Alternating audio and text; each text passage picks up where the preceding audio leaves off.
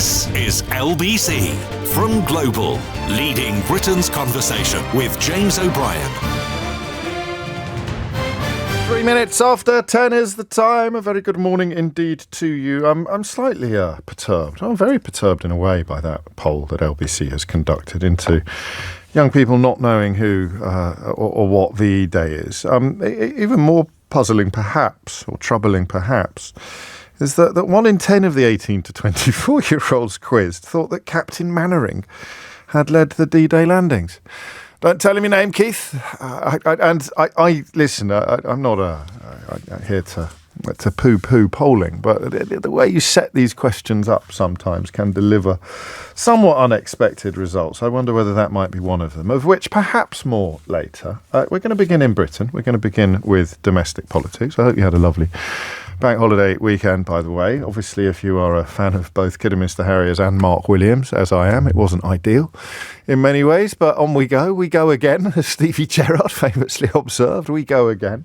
And it is to the political fray that we return. I pick up on this one first, and it's from Mike, and it's relatively politely phrase. So let me just unpick this first before we get stuck in properly. Hi, James. Labour, hang on.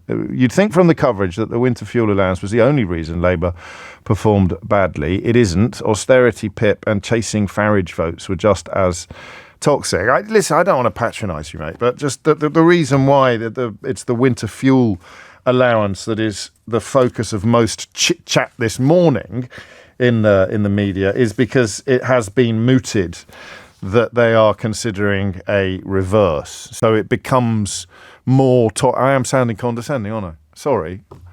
I really didn't want to, but I guess I am talking down to you. So I am being condescending by definition. I don't want to be condescending. But it is more topical precisely because it is currently a topic, as in it is a subject of conversation. Will they, won't they? Will they, won't they? Will they join the dance? Our news bulletin carries Wes Streeting's comments, or failure to comment, precisely because it was reported at the weekend that they are considering something of a reverse. Not a complete one, but a partial one. So that obviously becomes the focus of more conversation than some of the other elements that you mentioned. But speaking of reform, I've only got 4 stories. First day back since they did so well in those council elections and the by-election. And so far, I've only got 4 stories that you might describe as ploddingly predictable examples of embarrassment. Only 4. You'd have thought on day one there'd be 40, wouldn't you? Maybe Nigel's turned a corner and he no longer presides over a ragtag bunch of weirdos and incompetents. But I've got 4. There may be more. I wonder if you can guess what they are. You just heard one of them at the end there of Nick's show. The idea that you shouldn't be able to fly a Kentish flag in Kent or a Ukrainian flag, even if you're welcoming Ukrainian refugees into your area. You can't have a flag down. I don't know. Maybe they know what they're doing. Maybe that does appeal to a particular constituency of people. I do not know, but I do know this. Labour have got a few problems on the table at the moment, and one of the most easy to address would be a revision of sorts of the winter fuel allowance. Now, we spoke about it quite a lot on the programme, and I think it's fair to say that we felt it was too blunt an instrument. Is that fair? I think we felt it was too blunt an instrument, as it kind of played a zero-sum game, apart from a relatively small group of people who would become eligible for it. And then there was something of a bonus, if you like, for want of a better word, among people who didn't realise that they would be eligible, not just for the winter fuel allowance, but also for other benefits if they went to the trouble of applying for it. And the idea that would soften the blow hasn't seemed to touch the sides. The threshold at the moment, and this is what I want to talk about, the threshold at the moment is £11,500. So if you are getting by on £11,500 or less, or if you're getting by on less than that sum, you will receive the winter fuel allowance. If you are getting by on more than that sum, you will not. I don't quite know what question to ask you this morning, because I don't think there's much, or is there? Sometimes I do this. I don't know if you've noticed. Sometimes I start saying, I don't think there's much point in ... And then as I say ... not literally ... but the thing represented by the ... in that time-honoured manner of précising things. By the time I'm halfway through the ... which technically would involve being at the second dot, by the time I get to the second dot of the ... I find myself thinking, actually, maybe that is quite a good question to ask. Because you know the problem with thresholds, don't you? There's always going to be somebody that's a penny above it and somebody else, quite possibly over the road or living next door, who's a penny below it. And that's why they are a blunt instrument. So 11.5 grand as a threshold means that some people will be 1p over it and some people will be 1p under it. And if you're 1p over it, you will find the existence of the threshold quite criminally unfair. And yet if you're 1p under it, you don't need it any more or less than the person who's 1p over it, because there's only 2p of difference between your relative incomes. But it does look to me to be something of a millstone. A lot of people who have been quoted in various media have described how it comes up on the doorstep all the time. An actual cabinet minister has told The Guardian, and I quote, "Winter fuel will lose us the next election. It was a terrible mistake." But they also add, it's probably too late for a U-turn now. I'm interested today in what you think. Actually, that's good. Chris goes to the top of the class. Joke of the day so far is Chris. He says, is today's show in Morse code? Do you get it? ... .. Not so far, no. But you never know. Chris, stay tuned. I'm interested in a traditional political phone-in about how big a mistake this is. I think it is beyond debate that it's a mistake, isn't it? Whatever the reasons for the mistake may be, a mistake it most certainly is. Challenge that. That's your first challenge. 0345 6060 973. Remind me why it isn't. Remind me why it's perfectly reasonable to expect the oldest and often most vulnerable members of our society to get by on £11,501 a year. I'm not sure it is. A second question, this was the ... one that I was in the process of talking myself out of when I talked myself into it again by the time I got to the second dot. Where would you put it? I mean, who the hell knows what a suitable threshold will be? I'll tell you something for nothing. None of the people who are paid to pontificate upon matters political have got the first idea what it would be like to get by on £11,500 a year. I mean, literally no idea whatsoever. Some of them, some of us, I've got to be honest about this, would probably struggle to get by on £11,500 a month, never mind a year. So there is something really quite bizarre, and there always has been. There's nothing new about this. About the gulf between the commentariat, the chattering classes, the political establishment.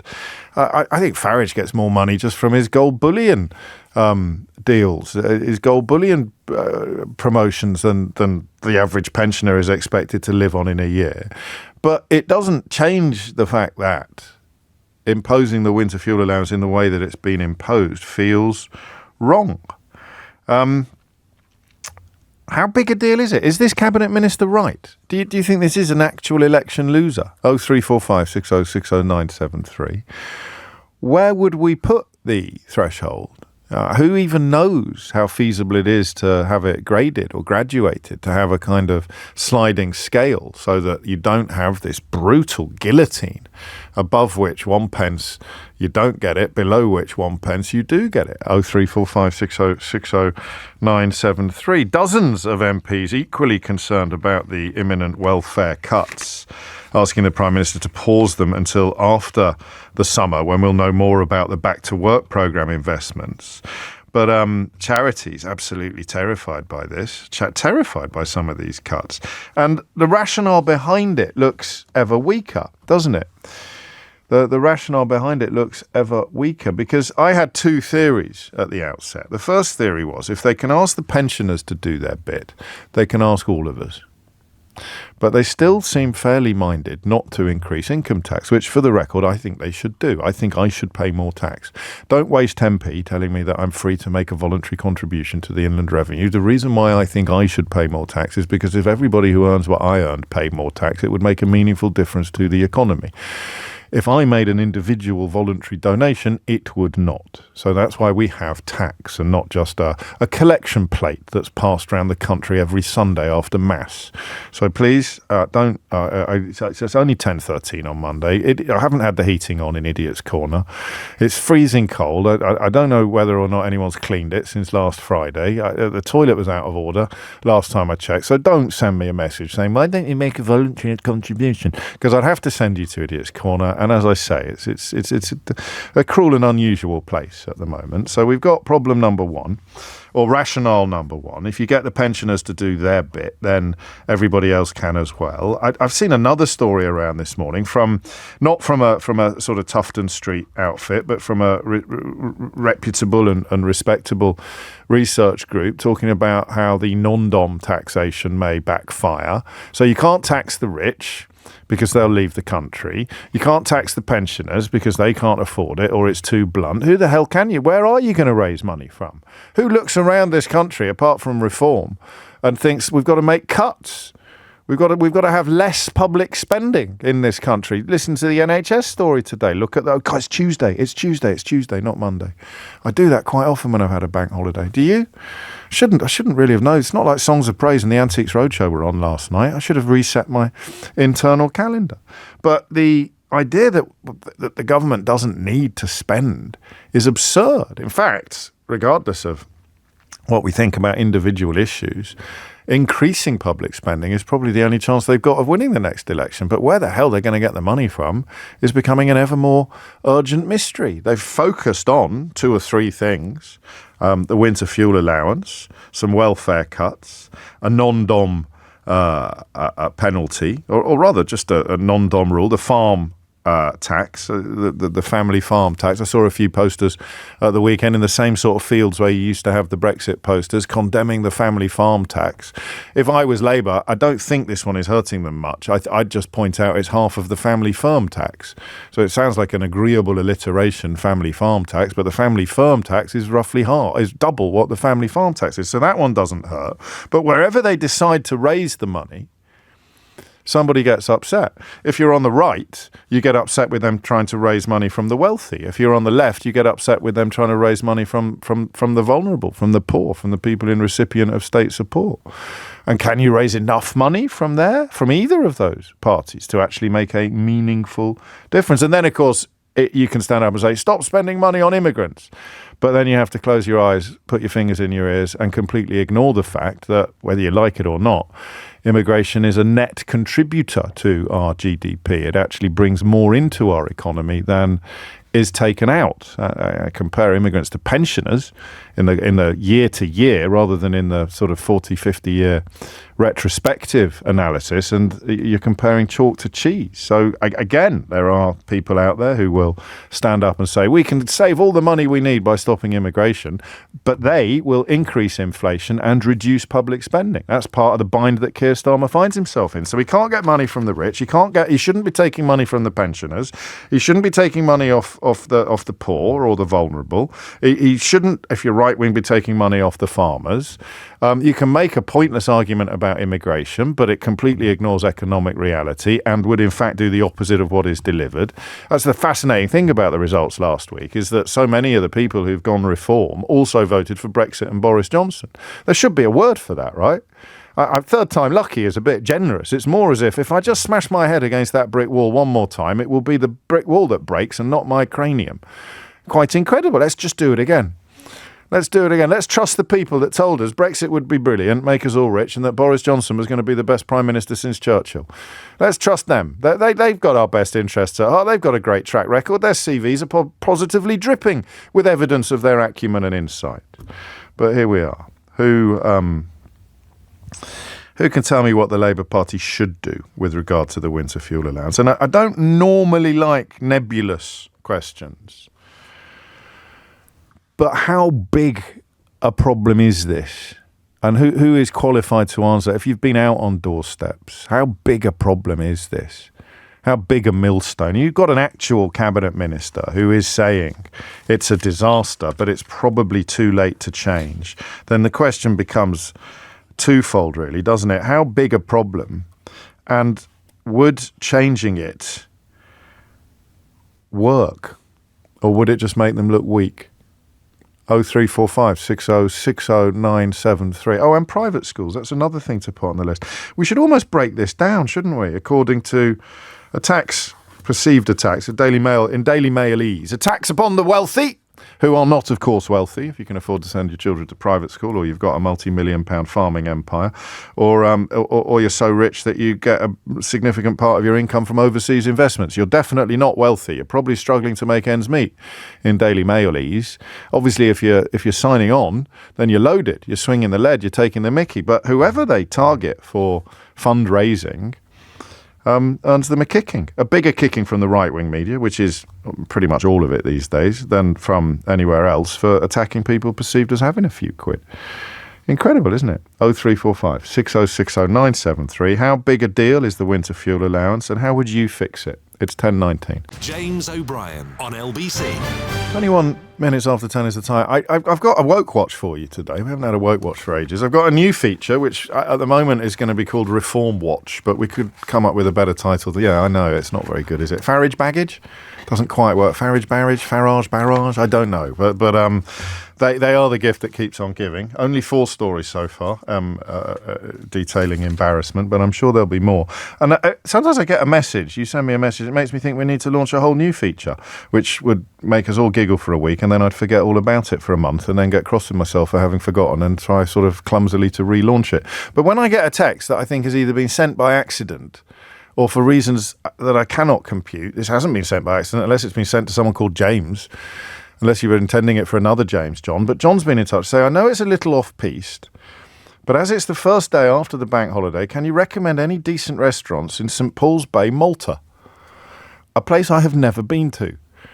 So I don't know whether I've given you the impression in the past that I have a familiarity with the island, or whether you've got the wrong end of I do not know. But if anyone can help out, John, with recommendations for restaurants in St Paul's Bay, Malta, then I will, be happy to pass them on. 22 minutes after 10 is the time. Matt's in Lincoln to kick off the Labour question, the winter fuel allowance question, and the what can they do about it now if it is as bad as many Labour politicians, supporters, canvassers, workers attest. What do you want to say, Matt? It's mega. This could be his downfall. It was the first thing he did after saying there will be change. Yes. He got straight in and he went straight for the vulnerable. The 2 cap, the pensioners. I mean, I am a pensioner, but I'm still working, so it doesn't affect me too much. But the amount of them I've spoken to, it's almost a Nick Clegg moment, because partners and children of these people voted for Labour to start helping out. And the first thing he did, the 2-child cap, the WASPy women, all these promises that were made, although they weren't in the manifesto, some of them. No, I was going to say that. I don't think you can hold them to things that were not in the manifesto, albeit that it can leave a sour taste in the relevant constituencies. I think you described the winter fuel allowance correctly, but of course it went after some incredibly unvulnerable people as well. I think the King probably qualifies for it. So they could definitely have done something, couldn't they? It's just this 11,500 threshold that seems to be the problem. And probably better than I do, that pensioners, I think, just got a £440 a year rise. Yeah, but that's for existing costs. That's for existing costs, James. Every old person I've spoken to, I spoke to a lady last week. She said, I have been Labour councillor national all my life. She said, never again. Yeah. Never. I just can't believe what he's doing to us. So where does the family voted on these issues? I think you're right. I think these chickens are only really coming home to roost this week. And of course, come next May, when we get another round of council elections, if the playing field still looks the same, then they've got a whole different level of nightmare on their hands. What do you think they should have done differently? Just left it alone completely? No. Well, yeah. I mean, you can means test it to a degree if you want. I mean, it wouldn't bother me if I didn't get it. But that's not to say I'm going to go and find somebody and give it to them. I can see both sides of that one. I have paid into the system. But they should have... He's painted himself into a bloody dreadful corner here. Yes, He should have looked at the high earners. No question, the high earners. He's even looking at making tax breaks for the big tech companies to get a sweet deal. Well, that's the richest people in the world. He's taking it off the welfare people now to give to the richest people in the world. Yeah, I mean, it's not a Labour government. You're dragging James. You're joining too many dots. I think the idea of not having any inward investment. If you look at Ireland and the sweeteners that they've offered to international firms, you make a very strong case for, albeit that they've been dragged into line with the rest of the EU now. But when they were undercutting other countries, Google, Facebook, all these massive companies setting up in Ireland are generally regarded as an unalloyed good that has contributed to the economy. So I won't allow that element of your analysis to pass entirely unchallenged. Right. But on the winter fuel allowance question, it's lose-lose, right? Yes, without doubt. And it's not just one or two people.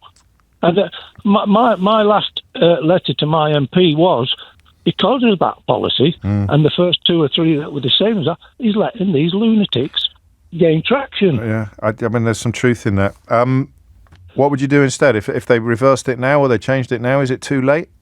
It could be too late. I mean, it's not just that. It's like I said, the waspy women. That they'll all be dead by the time they get round to doing it. So the families of those people... It doesn't carry anything like the heft that the winter, for good or for ill, the winter fuel allowance story carries. No, I mean, the idea that retirement dates are going to have to be prolonged is something that everybody has to accept. And the kind of, you could almost describe it as an administrative error, although I'll get shot down in flames for that. So, some people, it's the nature of a threshold. Some people are always going to be just above or just below it. But I'm focusing today on the quality of restaurants in St Paul's Bay, Malta. No, I'm not. I'm focusing today on the winter fuel allowance and the question of just, so you're going for a Nick Clegg, as in tuition fees, as in it undoes years of good work. It undoes all sorts of electoral goodwill. You can unpick it in a moment. Thank you, Matt. Steve's in Sardinia. Steve, what would you like to say? I think I can guess. Steve's in Sardinia. Go on. Desperate for my winter fuel allowance. Yes. Not. I mean, exactly that. I'm sitting here. This is my third holiday of the year. Right. I'm not massively wealthy, but I'm okay. I've worked very hard, and I'm okay, and I get my state pension, and I get another pension, and I've got some residual income. I do not need winter fuel allowance. So who does? My wife doesn't need winter fuel allowance. Who does need it? It's the people who need it are the people who struggle to pay their electricity bills or fuel bills. Yeah. So the other reason I don't need it, I invested a few £1,000s in solar panels. So my fuel bill is negative. They pay me for electricity. It would be madness to give me winter fuel allowance. Absolute madness. What they need to do, I do think he got the limit wrong. I think when he set the means testing, he went a little low, setting it at only those on benefits. Yeah, I mean, it's a de facto means test. It's not technically a means test, but it is a threshold. And I don't know, but the threshold was already provided by the welfare state, by the system. So I don't know how hard, expensive or complicated it would be to have different thresholds or to have graduated thresholds. I sense if it was as easy as some people say it is, they would have done it. Yes, nothing's ever easy. No. And I guess he had to set the limit somewhere. But I do think he went too low.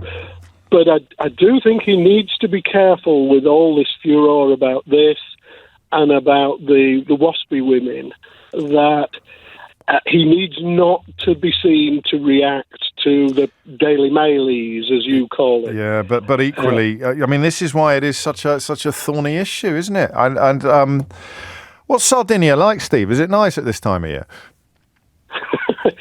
I'm sitting on my balcony. The sun is shining on me. I'm in shorts, bare feet. I'm about to go for a swim in the sea this afternoon. It's beautiful. And you can spend your winter fuel allowance on an exceptionally good lunch later. It is 10:30. You are listening to James O'Brien on LBC. It's funny, isn't it? It's easy to criticise, a little bit harder to constructively offer alternatives, but we will continue to try. You are, as you know, you're listening to James O'Brien on LBC. The time is just approaching 10:30, and it is definitely, because I've checked, it is definitely Tuesday. Okay, it's highly likely I'm going to call it Monday on at least 3 more occasions between now and 1 o'clock. So I've got to train my brain. It's Tuesday. And I've checked, it's Tuesday all day. Here's Thomas Watts with your headlines. James O'Brien on LBC. It's 10:33. You're listening to James O'Brien on LBC. John, just this once, all right? Don't make a habit of it. People asking me for restaurant recommendations from places that I have never visited. Perhaps you could... I don't know.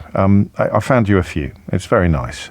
Matt's been in touch. He says the aquarium in St Paul's Bay does great food with a fantastic view. Well, Fat Harry's is cheap and cheerful and shows the football in the bar. I hope that's some help. Mark represents the Giglieru Harbour Hotel, mate, for seafood. His wife Mandy is from there. Thank you for the kind words about the show. This, La Buono Trattoria del Nonno. 9 Lives restaurant, Stuart suggests. And Robert tells me he spent his honeymoon nearby and regularly visited the Cheeky Monkey restaurant, where the food and service were both excellent. And another Mark, this one from Norwich, self-appointed comedian, recommends a beautiful restaurant in Bourguiba Square, St Paul's Bay. He's provided a link below, and if I may suggest, of all the dishes available, he writes, it is really worth trying the Big Mac and fries. So all options covered there, and that's the end of today's restaurant recommendations for places I've never been to. Enzo is in Leigh-on-Sea. Enzo, what would you like to say? It's not very savoury, James. I think it was a good idea to count the winter fuel allowance. I don't think it's unsavoury. It might seem, well, I don't know, unpopular, but it depends who you're talking to, doesn't it? They've got to get the money from somewhere, and I suspect you're at the younger end of the age scale. It's terrible. You're talking to me. It's not good. No. I think if this was the other way around, if there was some sort of grant that young people were getting, and for inheriting a terrible economy, I think it would be avocado on toast. Netflix accusations are coming straight out. But that 11.5 is a bit of a brutal figure, isn't it? It's because the thing about the Netflix subscriptions and the avocado on toast is that it was deliberately vague and obtuse. You could accuse somebody of spending you could ignore the facts by using those as weapons. You can't ignore the pensioner getting by on 11.5 grand a year being told that they're comfortable. No, of course. A lot of these people are cash strapped, but they're asset rich. Yeah. They're in 2-3 bedroom houses. I wouldn't want to move out of my house either. I'm not gonna judge someone for not doing that. However, what a wonderful problem to have. I live in a house that's too big. That's just and property prices in this country, sadly, just bonkers, right? So anyone who owns their home, which isn't everyone, but it's a lot of old people. It's a lot of old people can trade it in and heat their home, but they won't do that because bootstraps not being pulled up, etc., etc. I think I like your generational flip. Actually, I like the way that the rhetoric changes completely, and it's not an entirely unjustified contrast, because people at the end of their working life have generally, not of course not everybody, but almost all of the people we're talking about will have put in a shift, whereas it's easier perhaps to unfairly portray younger people as not having done their bit yet. So that doesn't, they're not completely interchangeable, but the rhetoric would be completely different if young people were complaining about their financial situation. You're absolutely right. Go on. Is it too late? Is it too late to switch? Is it too late to switch? I think it is. I think it would be humiliating, wouldn't it? I think it's their first thing the Labour government have gone and done. They've come out the gates and gone, right, it's cold shower time. Yeah. And they've turned the cold showers. And then, now they're off again, and it's warm bath time. It would be bonkers. I think actually he'd lose the respect of more people because he's already got the, as you say, all the Daily Mail style people, the flip flop sort of no plan style or whatever. So he's damned if he does and damned if he doesn't. He's damned if he does and damned if he doesnned. I think he has to come out and defend it. Yeah. I think just come out and say, listen, this generation fumbled everything. No, that would be too mean. People, someone has to lose, and obviously, I personally, I'm not against wealth taxes either. I'm not picking and choosing it. Sure. He probably should have done a package of unpleasant measures, wealth taxes, no winter fuel allowance, but do them all at the same time with some spending.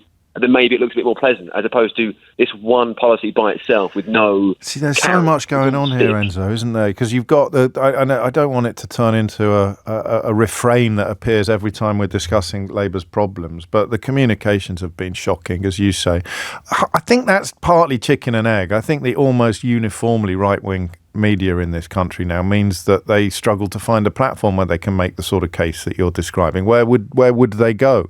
I always remember Ed Miliband writing a defence of his dead father after he was maligned by the Daily Mail, and the Daily Mail printed it opposite an article by the original author doubling down upon their attack upon his dead father, who was actually a war hero, but they accused of having hated this country. So where you find the platform where you could fairly defend this sort of policy, this sort of idea, is part of the comms problem. But the other part of the comms problem is, as you say, that it was allowed to exist in isolation, wasn't it? It didn't come out as a part of the pensioners I like your cold shower, warm bath business. I'll be nicking that. But if the pensioners are going to have, if some pensioners are going to have a cold bath, why aren't those people over there, or why aren't those people over there? And that's stuck now. That's probably stuck forever. I thank you, Enzo. I wonder whether some sort of wedge, some sort of taper. I think Martin Lewis has had a look at this, and you know that under my glorious rule, Martin is in charge of everything fiscal and financial. If he says it's doable, then I'd bet my house on it being doable. But that's what I mean by there being several moving parts here. It's not just about the economic wisdom of the policy. It's also about the way in which the policy has landed with the general public. In fact, in the context of last week's experiences for Labour electorally, the way it has landed with the general public is actually more important than the objective fairness or unfairness of the policy. And there's something about a narrative here. There's something about the story it tells. We are going after your nan. Is a very, very hard thing for a political party, for a government to justify, unless, as Enzo points out, they are including your nan among various other constituencies of people who collectively can be perceived as having to do their bit. I don't know. Brian is... Hang on, I'll be with Brian shortly. I haven't read enough texts yet. As someone who is close to being an OAP, writes Andy, why is so little said about the growing number of people over 65? Also, many pensioners are so much better off than their rent-strapped children. He's speaking to the unsustainability of elements of the current system, which the tweaking of the winter fuel allowance was actually partly designed to address. Nick reminds us of the £440 increase in pension that has already been received. Wendy describes it as a huge mistake. It was pretty much the first decision that the Labour government made, so everyone took notice. That's the politics of it, if not even the economics. She says, as a Labour voting pensioner just over the threshold, it felt so wrong and it lost them a lot of support. And quite a few people, like Tim in Stourbridge, pointing out that the cost of energy, the greed of the offshore fossil fuel companies is a huge part of this conversation, albeit one that doesn't often get cited. And that takes us back to Steve in Sardinia, doesn't it? Who pointed out he doesn't have any energy bills because he has installed solar panels. And on Friday, if you missed the programme, we had a fascinating phone-in, copyright JOB, a fascinating phone-in about solar panels. And yet, of course, the other political movement in place at the moment is a demand to start undoing efforts to make us more sustainable in terms of energy. Quite mad when you think about it, but everything that the people who are now anti-net zero have done over the last 10 years has been quite mad. Most obviously, Brexit, Boris Johnson and Liz Truss's budget. Who wouldn't trust somebody that had been passionately in favour of all three of those? Brian is in Rickmansworth. Brian, what would you like to say? Well, I'm. Thank you for your show. Really enjoy it. But your ball game, I can't win. My daughter beats me. Well, do you listen to Mystery Hour on Thursdays? Yes, and I got the game and I lose. But anyway, well, that's a you problem, Brian. That's not a me problem. Yeah. Well, you've got a very clever daughter. You've got a very clever daughter. Yes, I have. Well, you're not good at lying. You're not good at lying. You're not good at the bluff, Brian. That could be part of the problem. Carry on. She sees straight through me. Go on. I'm an old age pensioner. Yes. And I got my old age pension. I've got a good private pension. As soon as I got that, my tax went up. Yes. So what Labour should have done was say, this is far too complicated. We want to save money. We pay everyone an extra £20 a payment because we get 13 payments a year on old age pension, £260 a year. Then people under the tax threshold would have got that tax-free, so they would have got an increase. People like me would have paid tax on it. And on the questions, like when you do your question for your tax return, do you get child benefit? Because if you get too much, they take it away from you. They can have a question on that. Do you get the... they don't have to do that. You just take the money away. Where would that leave the number, do you think? It's currently 11.5. I understand most of what you've said. It's not my strong suit. The people under the tax allowance, the extra £20 a month that 13 payments they would get, it was only 260 quid. So you would get tax-free up until 12 and a bit, whatever the tax-free allowance is. You're going to have the same problem, mate. No, you'd only pay 20% and anything over. So if you only go over by £1, you pay 20p of that pound. You're not losing all of it. So it's tapered. Yeah, that's the word I was looking for. So once you get to the tax-free allowance, then you stop getting it tax-free. But it's only the bit above that you pay 20% on. Okay, I quite like that. I don't know how hard it would have been. Maybe that's the thing that Martin had a look at. So don't have people in there that actually receive stuff. What about a slightly blunter instrument? What about if you own your own home, you don't get it? That's not right, because you'll have little old ladies in there that own their own home through good fortune and have only got a state pension. That one doesn't work. This is what Enzo was talking about, isn't it? That is. I mean, if we could somehow unleash, you need a fiscal fracking program. You need to frack all of the property that is currently dormant. There's a simple solution. You're right. We should tax the rich, because basically we've had 2 world wars where working people have gone to fight, not just for freedom, but they kept the rich people's estates and all their wealth intact. Because if we lost those 2 world wars, they would have lost all their wealth. So working men went to war and won 2 world wars and kept them wealthy. I think it's about time we said, you owe us a bit back, because people voted last time for change after 14 years of austerity and a really grotty life, and they're not getting it. They're just seeing more austerity. And as a Labour Party member, I'm pulling my hair out, because we should be doing things far better. I mean, the farmers thing is really easy to do. You just let them pass it once tax-free, and you put a charge on the land registry saying this is a family farm, been passed down tax-free. If it's ever sold, you tax it to the full extent.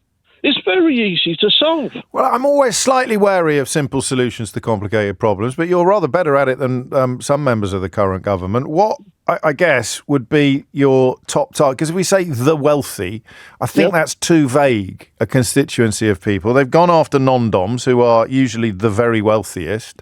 That might backfire, according to some research published today. So who is this mysterious group of, quotes, wealthy, end quotes, people? They've got to do what the Tories do, which is just lie. Not lie. They basically say the situation has changed. We need to raise some tax. And the people at the bottom have suffered. So we're going to increase the tax on people over 250,000 or over 100,000. You're going to have to pay a bit more. And if you're so unpatriotic that in Ye Week you're going to bugger off to some other part of the world because you're not prepared to pay back the people that kept your wealth, then good riddance. Then good riddance. And this thing about their go, we should say, wave them goodbye. I always remember the people that said they'd leave the country if Labour got in 1997, I think, and they never did. But some of the non-doms possibly are. I like much of what you say, and I think my only pushback on it would be, look at the kicking they get now. Imagine what it would be like if they actually went after wealth. And I'd be slightly different from you. I'd be more interested in assets than in income. Not interested in income. Little increases in income tax can go quite a long way. But assets, seems to me that so much of the country, to go back to your war point, Brian, so much of the country is owned by so few that is where you recalibrate. That is where you start tweaking things. But there's no earthly way that the media... It's difficult to do wealth, although we do have the council tax thresholds that were worked out years ago. So we know roughly what the properties are worth. You can just put in a couple of bands for stuff over 3 million and say we want 10% of that or something, or increase the council. I agree with you on that. I mean, something really imaginative and original. I'm just going to read out some of the responses to your contribution, actually, Brian, because it speaks, I think, volumes about the problem that Labour face. Karen's unhappy with your language, but I think we let that pass on this occasion because feelings run high when discussing these matters. Nick is convinced that taxing the rich won't work, but he doesn't reveal whether or not he is one of the rich. And Elise writes, he's sadly not wrong. Jamie questions whether at £90,000 is a good threshold. He suggests anybody above £90,000 is wealthy, whereas Simon's been in touch to say you can't tax people on 100 grand more. There is nothing left to give. And Nick points out Labour aren't doing austerity. They're investing tens of billions of pounds. Of course, you need people to feel that they're getting... Oh, and finally, Brian for PM, writes Carmel. You need people to feel the benefit, which is why... I mean, immigration aside, because I think they've given up on that, and I don't think it's hard to understand why, even though it is morally derelict. You need people to feel that their area is improving. But what we have in this country is a carefully cultivated conundrum wherein people want Scandinavian levels of public spending and American levels of taxation. So we want the world, we just don't want to pay for it. And we think somebody else should. And that's why immigration is such a successful tool for the kind of tools who make this point, who claim that we can bring you the world, we can deliver. Massive improvement. We just need to get rid of all the foreigners. It's so fundamentally and obviously dishonest, but it's incredibly seductive, as recent events have proved on both sides of the Atlantic. 10:48 is the time. James O'Brien on LBC. It's 10:51. I sometimes worry. I'm oddly superstitious in some areas of my life. That may surprise you. But I do worry about jinxing things. I always have since I was a kid. I say, oh, don't jinx it. It's stupid. No one's ever jinxed anything. There's no relationship between saying things out loud and then the universe responding in a specific way. But I don't want to jinx it. I don't know why this programme remains so popular when it does the polar opposite of what most of the rest of the UK media does. For example, we don't really indulge in lazy grievance, and yet lazy grievance is by far the most popular political brew that is served up by the rest of the right-wing media. I try to focus, if I can, upon truths, whether uncomfortable sometimes or not. But the problem that I highlighted to Brian when I pointed out what would happen to the Labour government if they decided to go after the money that they should be going after, in preference for many of us to going after pensioners in receipt of winter fuel allowance, is that they would absolutely crucify him. I always remember the attacks on Ed Miliband's dead father, a man who I think was at D-Day, but who the Daily Mail elected to describe as the man who hated Britain. And when they allowed him a response, Ed Miliband breaking one of the golden rules, which is to never let them know that you've got under their skin, but if it's your dead dad, I think you can be forgiven that outpouring of emotion. And when they allowed him a response, they printed it on a double-page spread with the author of the original article doubling down on his attack upon the man's dead father. That's how disgusting these people are. That was under Paul Dacre's editorship of the Daily Mail. But the personnel might have changed, but the mood, the tone, the content hasn't. So what the hell would happen if they did start going? What would wealth do if they started going after wealth? Now, you don't need to be Nostradamus to predict it, but this is interesting from Chris with a K. People seem to be forgetting that Labour have increased the minimum wage by quite a bit. Being a minimum wage worker, I can definitely see the difference. And yet this isn't coming up on the doorstep, partly for the reasons I've just alluded to with regard to the control of the media. You've got, in addition to what Chris describes, employees being protected from tax rises or from fuel duty increases. You've got the railways being nationalised. They've putting billions into the NHS, more announcements in that field today. And the boost to minimum wage is huge, but it doesn't matter, does it? It doesn't matter because a winter fuel allowance has got halfway around the world before the minimum wage increase has got its trousers on. 10:54 is the time. Susie is in Westminster. Susie, what would you like to say? Oh, hi, James. Hello. I just wanted to say it would be better late than never if they changed it now because, they've had a kicking at these at the polls and they're still not listening. And he still came out with this mantra, we're going to go further and faster. I mean, what a load of rubbish. And, the first thing people remember, the attack on pensioners, and it has been an attack because of all the fuel prices and everything that's been happening. And, Brian's come up with some great ideas. And that last one about... You didn't hear you heard the call in Sardinia. There are people sitting on their balcony at the moment on their third holiday of the year who receive the winter fuel allowance. So if somehow the story had been viewed from the other end of the telescope, it would look very different, because nobody, up to and including the people sitting on their balcony enjoying their third holiday of the year, think that they should be receiving the winter fuel allowance. And if they'd played a better game on sustainable energy, if everybody had solar panels, then the winter fuel, the fuel bills would have been decimated for an awful lot of people. So it's not black and white, Susie. But what about a lot of the people in Spain and other European countries that can't afford to stay now in Spain? A lot of people have had to sell up their houses and come back. Nothing said about them. What do you mean? Think about the why should we say something about them? What's that? Well, I don't understand the point you're making. Sorry. I mean, you're not allowed to stay in Spain unless unless you've got dual citizenship for more than 3 months? 3 months in every 6. But that's the country voted for that. How dare you poo-poo the will of the people, Susie? Why don't you like sovereignty? I don't understand what they've got to do with the argument. They certainly don't cancel out the people who can afford not to receive a winter fuel allowance. Yeah, no, that's a good point. No, I take on board what you said. But the attack, but people remember, he said that he's, changing. What's he changing the Labour Party to? It's going to get destroyed. A lot of people are going to go to reform, which They already are. But that's why I mentioned the things I just mentioned. Minimum wage has gone up. NHS spending has gone up. The nationalisation of the railways, protection of employees from tax drivers, fuel. Most people don't even know about this, but they know about the winter fuel allowance. Yeah. Well, that's the first thing they did. So the thing is, I didn't like what was happening. So I've voted Labour all my life. Yeah. But when it came to that, I just couldn't. I was in that box, and I just couldn't put a cross against the Labour, because I'd be voting for him. And I voted Green. And I was so glad, because I knew I thought, I've been vindicated. It's been vindicated. This is what the attack on the pensioners, they've backtracked on so many things, and they've got all their ministers coming out, churning out this same old stuff. And it's going to change, And we haven't seen the welfare changes yet, which are going to hit the disabled, which is another constituency. Yeah, the disabled completely. The attack on the disabled, those two things, is absolutely despicable for the Labour Party to do that, and he's the one that's done it. So where would you get the money from?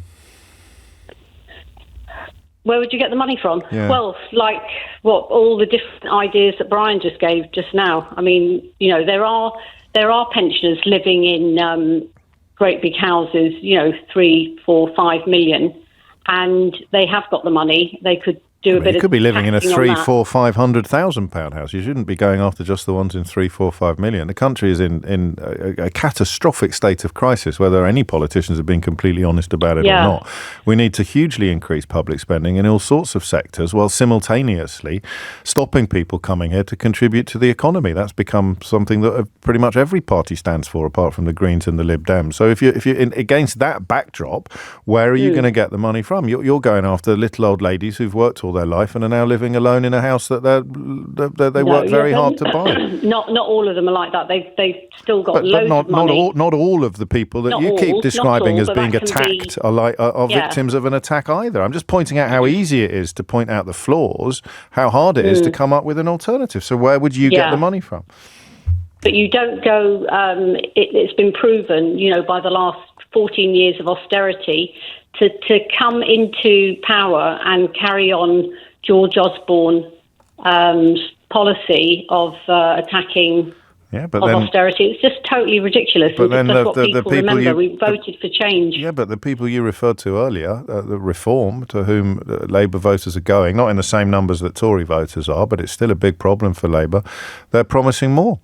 They're going to bring in Doge for councils, I read this weekend. I think Farage has said. They think councils have got too much money. They're looking at the state of your roads, the state of your GP surgeries, the state of your hospitals, the state of your street furniture, and they're thinking that the councils are wasting it all on diversity, equity and inclusion. And I've got a great story about Andrea Jenkins for you in a minute. So I'm pointing out the lack of logic in the minds of voters. 14 years of austerity, let's vote for the people who think that councils have got too much money.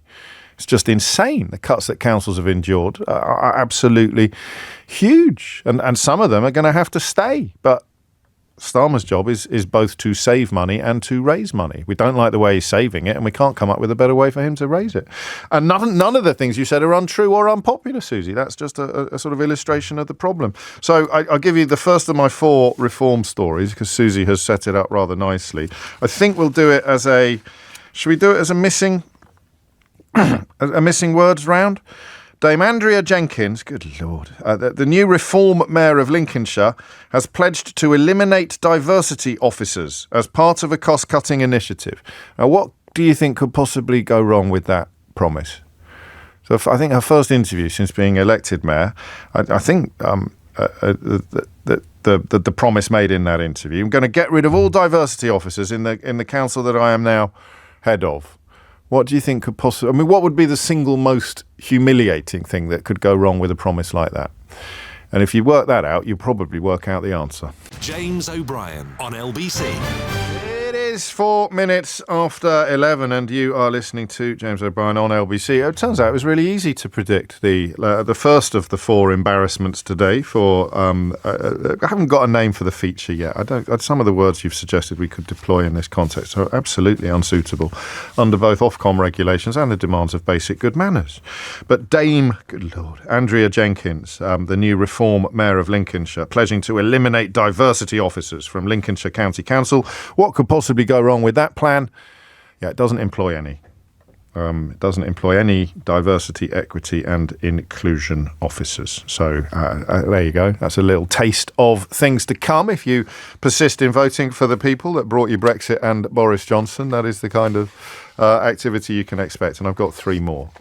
Okay. A reason I allowed myself a moment of levity there is because we're about to wade into one of the bloodiest and most horrific stories that I've ever had the responsibility of covering for you, with you, and crucially, I think, with your help. There is a headline in the Daily Telegraph today that some of us perhaps saw in the Times today, that some of us perhaps saw on the horizon but wouldn't allow ourselves to quite accept it, even when you knew it was probably inevitable. The grim vista that it paints was one that you would rather not contemplate.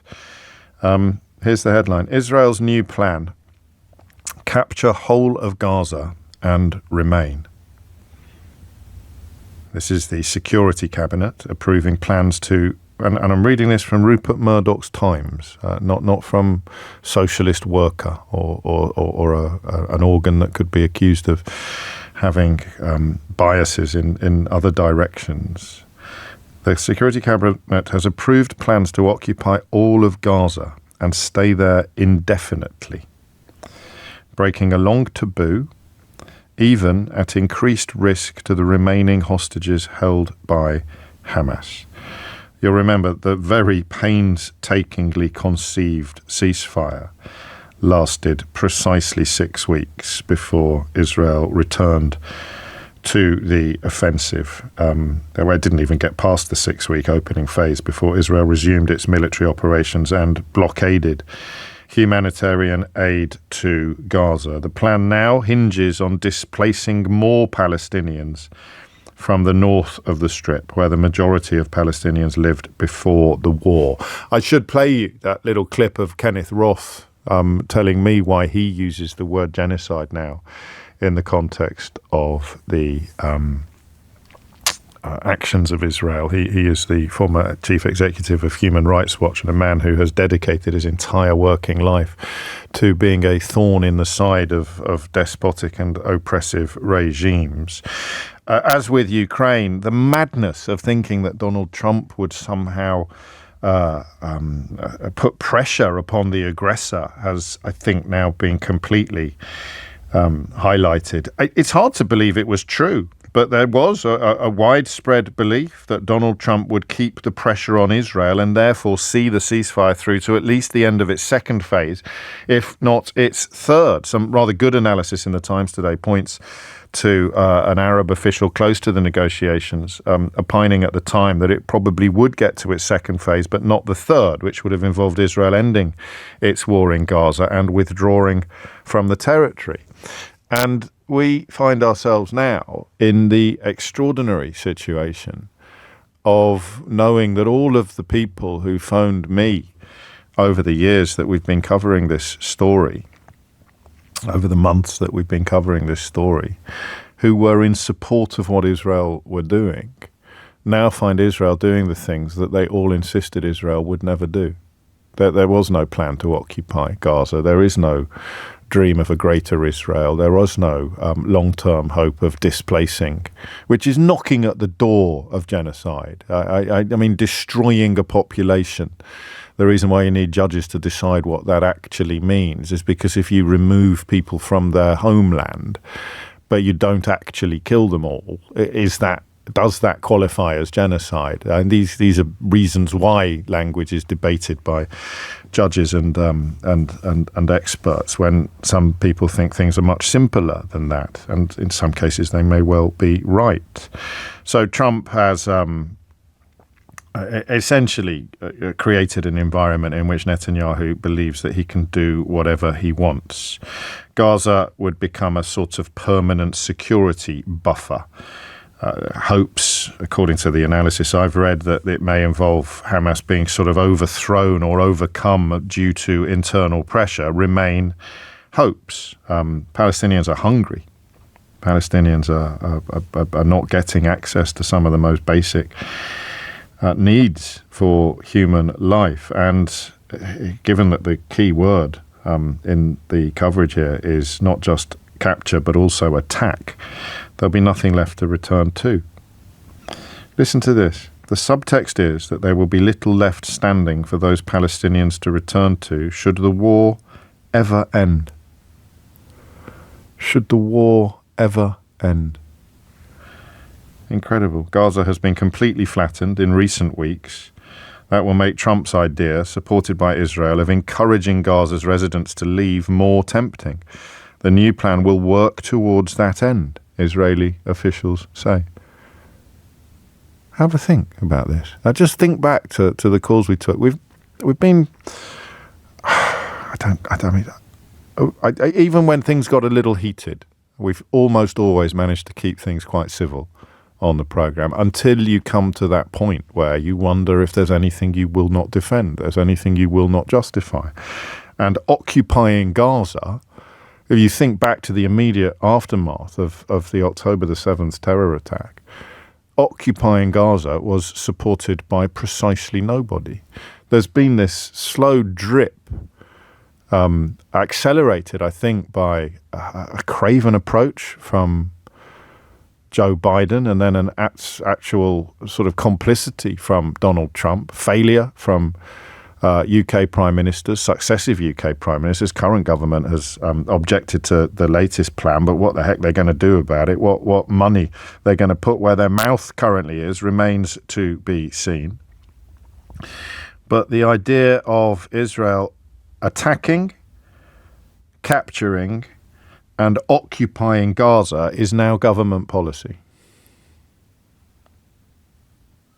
And some of us said that this was the direction of traffic all along. Some of us who, for good or for ill, try to work out why things are happening and what that means is likely to happen next, could not see any conclusion but this one.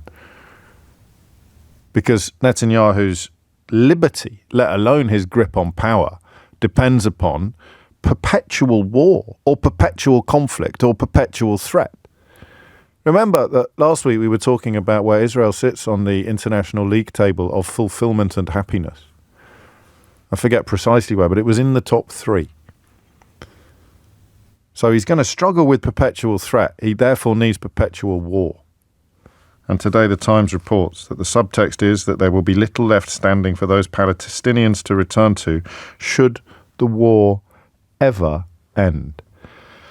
BBC carries a story and remember, you're supposed to be more concerned about the stupid comments, apparently, from the stage of the Irish rap group Kneecap, or the fact that the BBC employed a young presenter, a teenage presenter, on a programme whose dad turned out to be a civil servant in the Hamas-run government. You're supposed to care a lot more about that than you do about the 50,000 dead, or the fact that the Israeli government has now essentially rendered occupation, probably illegal under international law, government policy. Extraordinary.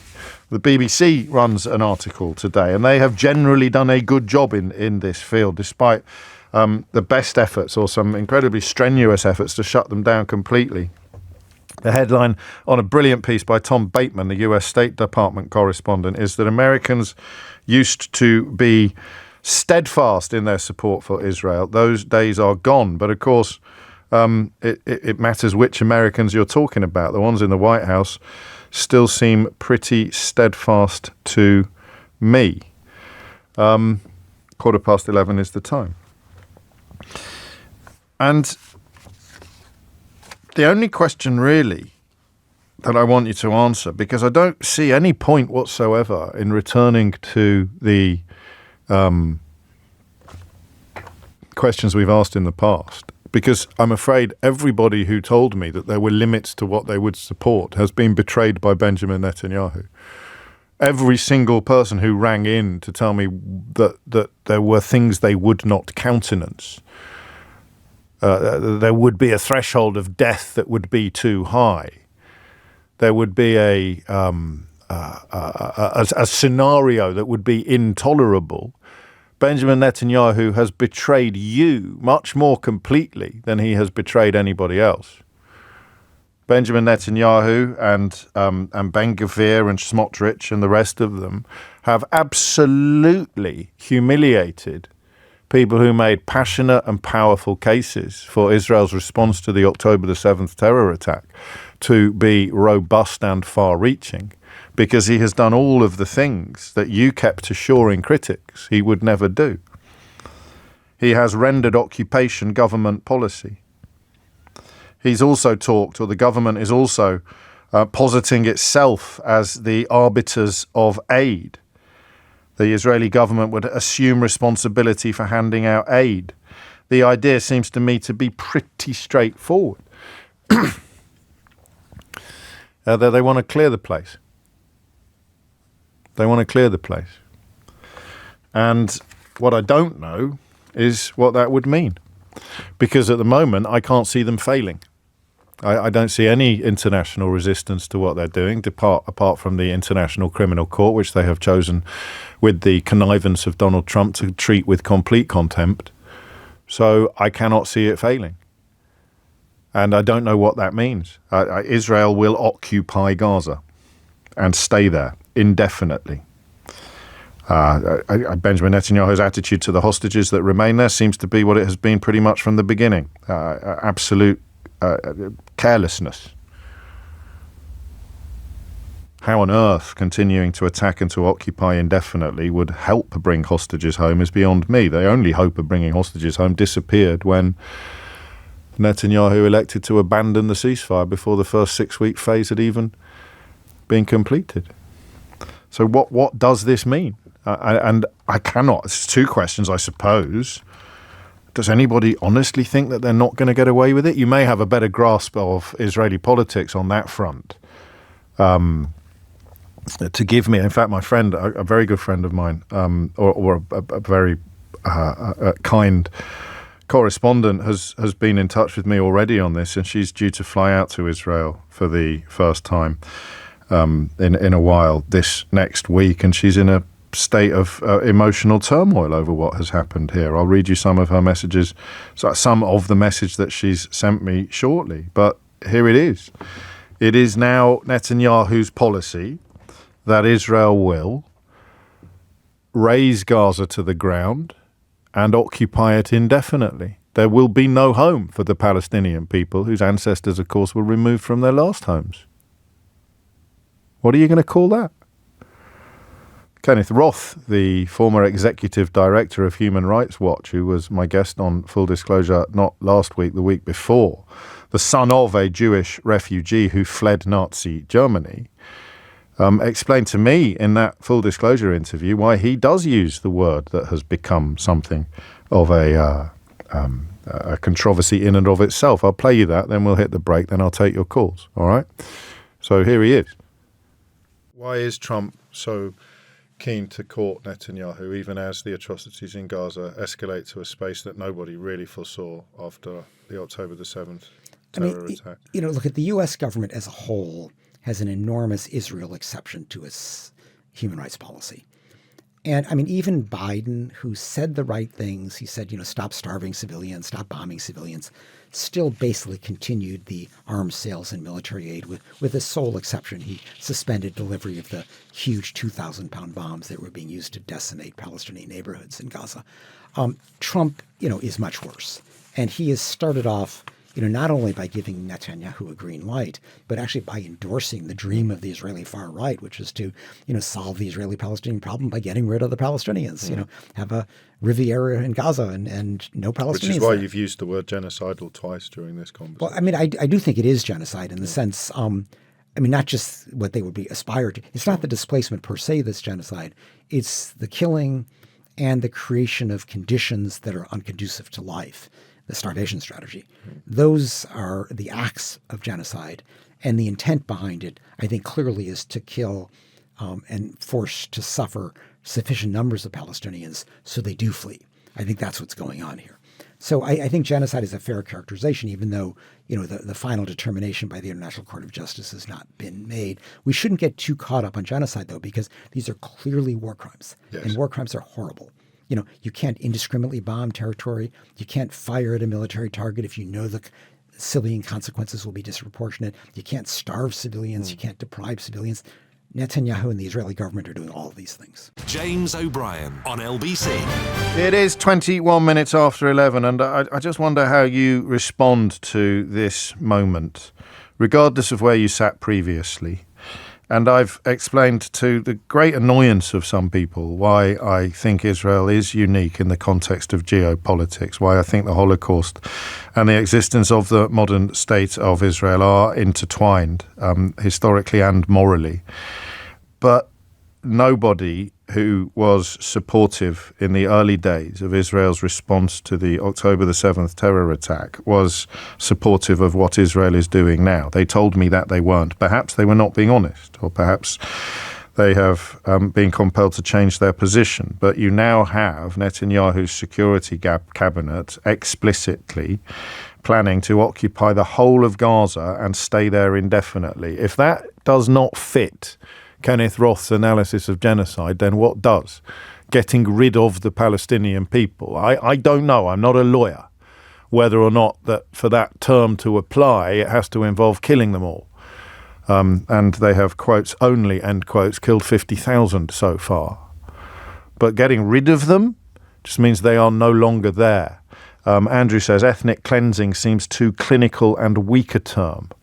And Kenneth Roth, who, as I say, is the son of a Jewish refugee from Nazi Germany and who has dedicated his life to frustrating and fighting oppressive, despotic regimes, up to and including genocidal regimes, he's pretty clear that that word fits here. 23 minutes after 11 is the time. So, to the phones. What I want you to tell me is, in the very first instance, how you process this development. And I hope that people who have been historically supportive of, if not Benjamin Netanyahu's regime, then Israel, can tell me how they process this. To get rid of the Palestinian people now seems to be government policy. If not existentially, then certainly territorially. How do you process that? 0345 6060 973 is the number you need. The second question becomes, I mean, there are other elements to the plan that are equally hideous. Israel will outsource security in Gaza to private companies, so its soldiers won't have to come face to face with the civilian population. They've already done similar in the West Bank and parts of Jerusalem. They want to take control of the supply of aid themselves. So far, essential humanitarian aid, including food, fuel, medicine and water, has been withheld for more than 60 days.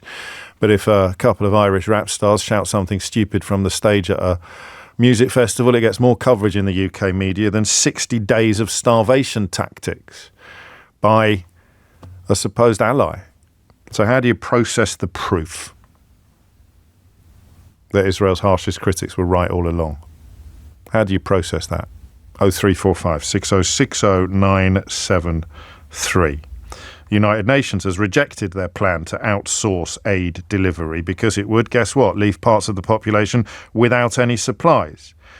The agencies that can get in say that they're due to run out completely within days. The UN said that the plan appears to be, quotes, designed to reinforce control over life-sustaining items as a pressure tactic. So how do you process this? I'm not sure I can. 25 minutes after 11, 0345 6060 973 is the number that you need. Habib is in Newham. Habib, what would you like to say? Hi, good morning. How are you? Very well. How are you? Not bad. Long time listener. Just first time calling you. Never get through to you. No, and it can be hard, but you're welcome. But it's on a sad case. In terms of what you've just said, I don't know if you've seen, I'm just saying to your producer just a minute ago, that there was a very, very strong documentary on BBC Two recently by Louis Theroux. Theroux, that's yes, right. The Settlers. It's very strong. In fact, one of the people that contributed to it reported at the weekend that they'd been attacked by the army and by settlers. Yeah, exactly. I had tears in my eyes thinking how it would be if I was living there, and how much control there is, where you can't even go to your home on a straight path. You have to go around because they've closed it and they've done this and they've done that, and they put borders up, they put security checks, they put so many obstacles. It's like inhumane from the start, and it has been going on for years and years and years. I mean, we all talk about what's happening, what Russia's doing to Ukraine at the moment. As a normal man, I'm not very clever. I'm not as clever as you or anyone else, but a normal man watching, I don't see any difference what Israel is doing to the Palestinians. Well, people can pick up on that point and try to explain to you what the difference is. The thing in many ways, they've gone further, I would argue, because of course it is. Putin may have imperial ambitions to occupy the whole of Ukraine. When he launched the attack on Kyiv, that was no doubt his hope, but I don't think that's his hope now.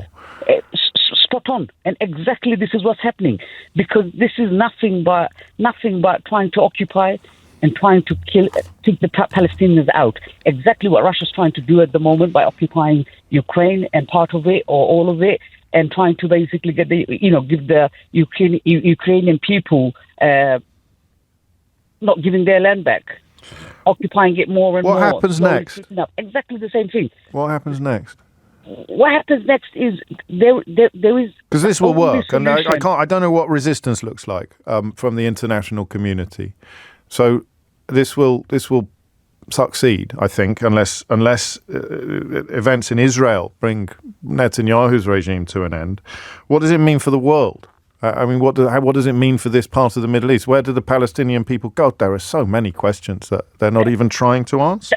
Exactly, and my point precisely. Look, James, since I've been a young boy, since I've begun to understand what war is or what goes on around the world, why people do certain things, and why people try to put misery on for others, I have seen it all my life, and I don't think the way it's going, I will ever see it end, and I probably would die at this state and not seeing any peace in the Middle East, because it has been going on for years and years and years. So many leaders have come and gone, and nothing has ever changed, nothing has ever happened. Two-state solution is the only solution there is, so that probably further away now than ever. And in fact, I mean, probably in the process of being killed off for generations by this particular policy, this particular plan, which is to occupy all of Gaza and stay there indefinitely, something that only the most extreme members of Israeli society, let alone Israeli politics, would have publicly and explicitly called for previous to this point. It's coming up to 11:30. You are listening to James O'Brien on LBC, where the question is very hard to process. I'll give you an example. So Sam's been in touch. He describes himself as being in Tel Aviv, but normally in Bristol. Rather than address any of the questions I've asked or process any of the facts that the administration, that the Security Cabinet has approved, Sam asks, how much is Iran paying you? And I'll pick up on that for a moment. It's not Idiot's Corner territory. It's the abandonment of honour and integrity that is inflicted upon people like Sam by the actions of Benjamin Netanyahu. I'm 100% certain that in the aftermath of October the 7th, he would not have said, we need to drive the Palestinian people out of Gaza. We need to have, at the very least, an ethnic cleansing, at the very worst, under the Executive Director of Human Rights Watch, Kenneth Roth's analysis, we need to have a genocide. I'm Sam in Bristol and I'm pro-genocide. He would never have done that, but he can't let go. This is what Netanyahu has done with such diabolical genius. He's turned the dial up, notch by notch by notch by notch, so that today, because you can't contemplate the fact that you're in favour of what they're going to do, you're attacking the people who are describing it, mate. Which is something you are almost certainly not going to reflect on at all. Thomas Watts is here now with your headlines. James O'Brien on LBC.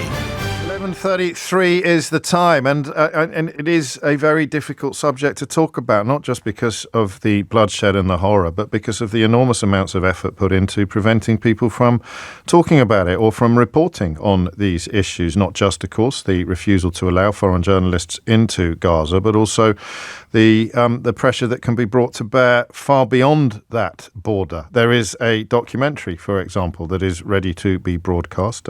It's called Gaza Medics Under Fire. It follows Palestinian doctors and healthcare workers in the war zone and was supposed to be broadcast in February. However, the BBC, which faced incredible levels of criticism, much higher levels of criticism than Israel is currently facing in the same corners of the media that criticised the BBC for its plans to occupy Gaza, are scared. They're scared of broadcasting it because of the response to that documentary, Gaza, How to Survive a War Zone, when it emerged that the 13-year-old narrator had a dad who worked as a civil servant in the Hamas-run government. And in fact, his family was paid £790 by an independent production company.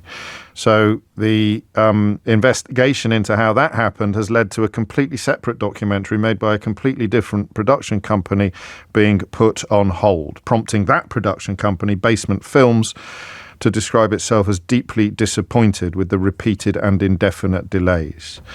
We've talked about this a lot. You cannot get your programme over the line in many contexts unless you have hobbled the media, unless you have prevented journalists from doing their job.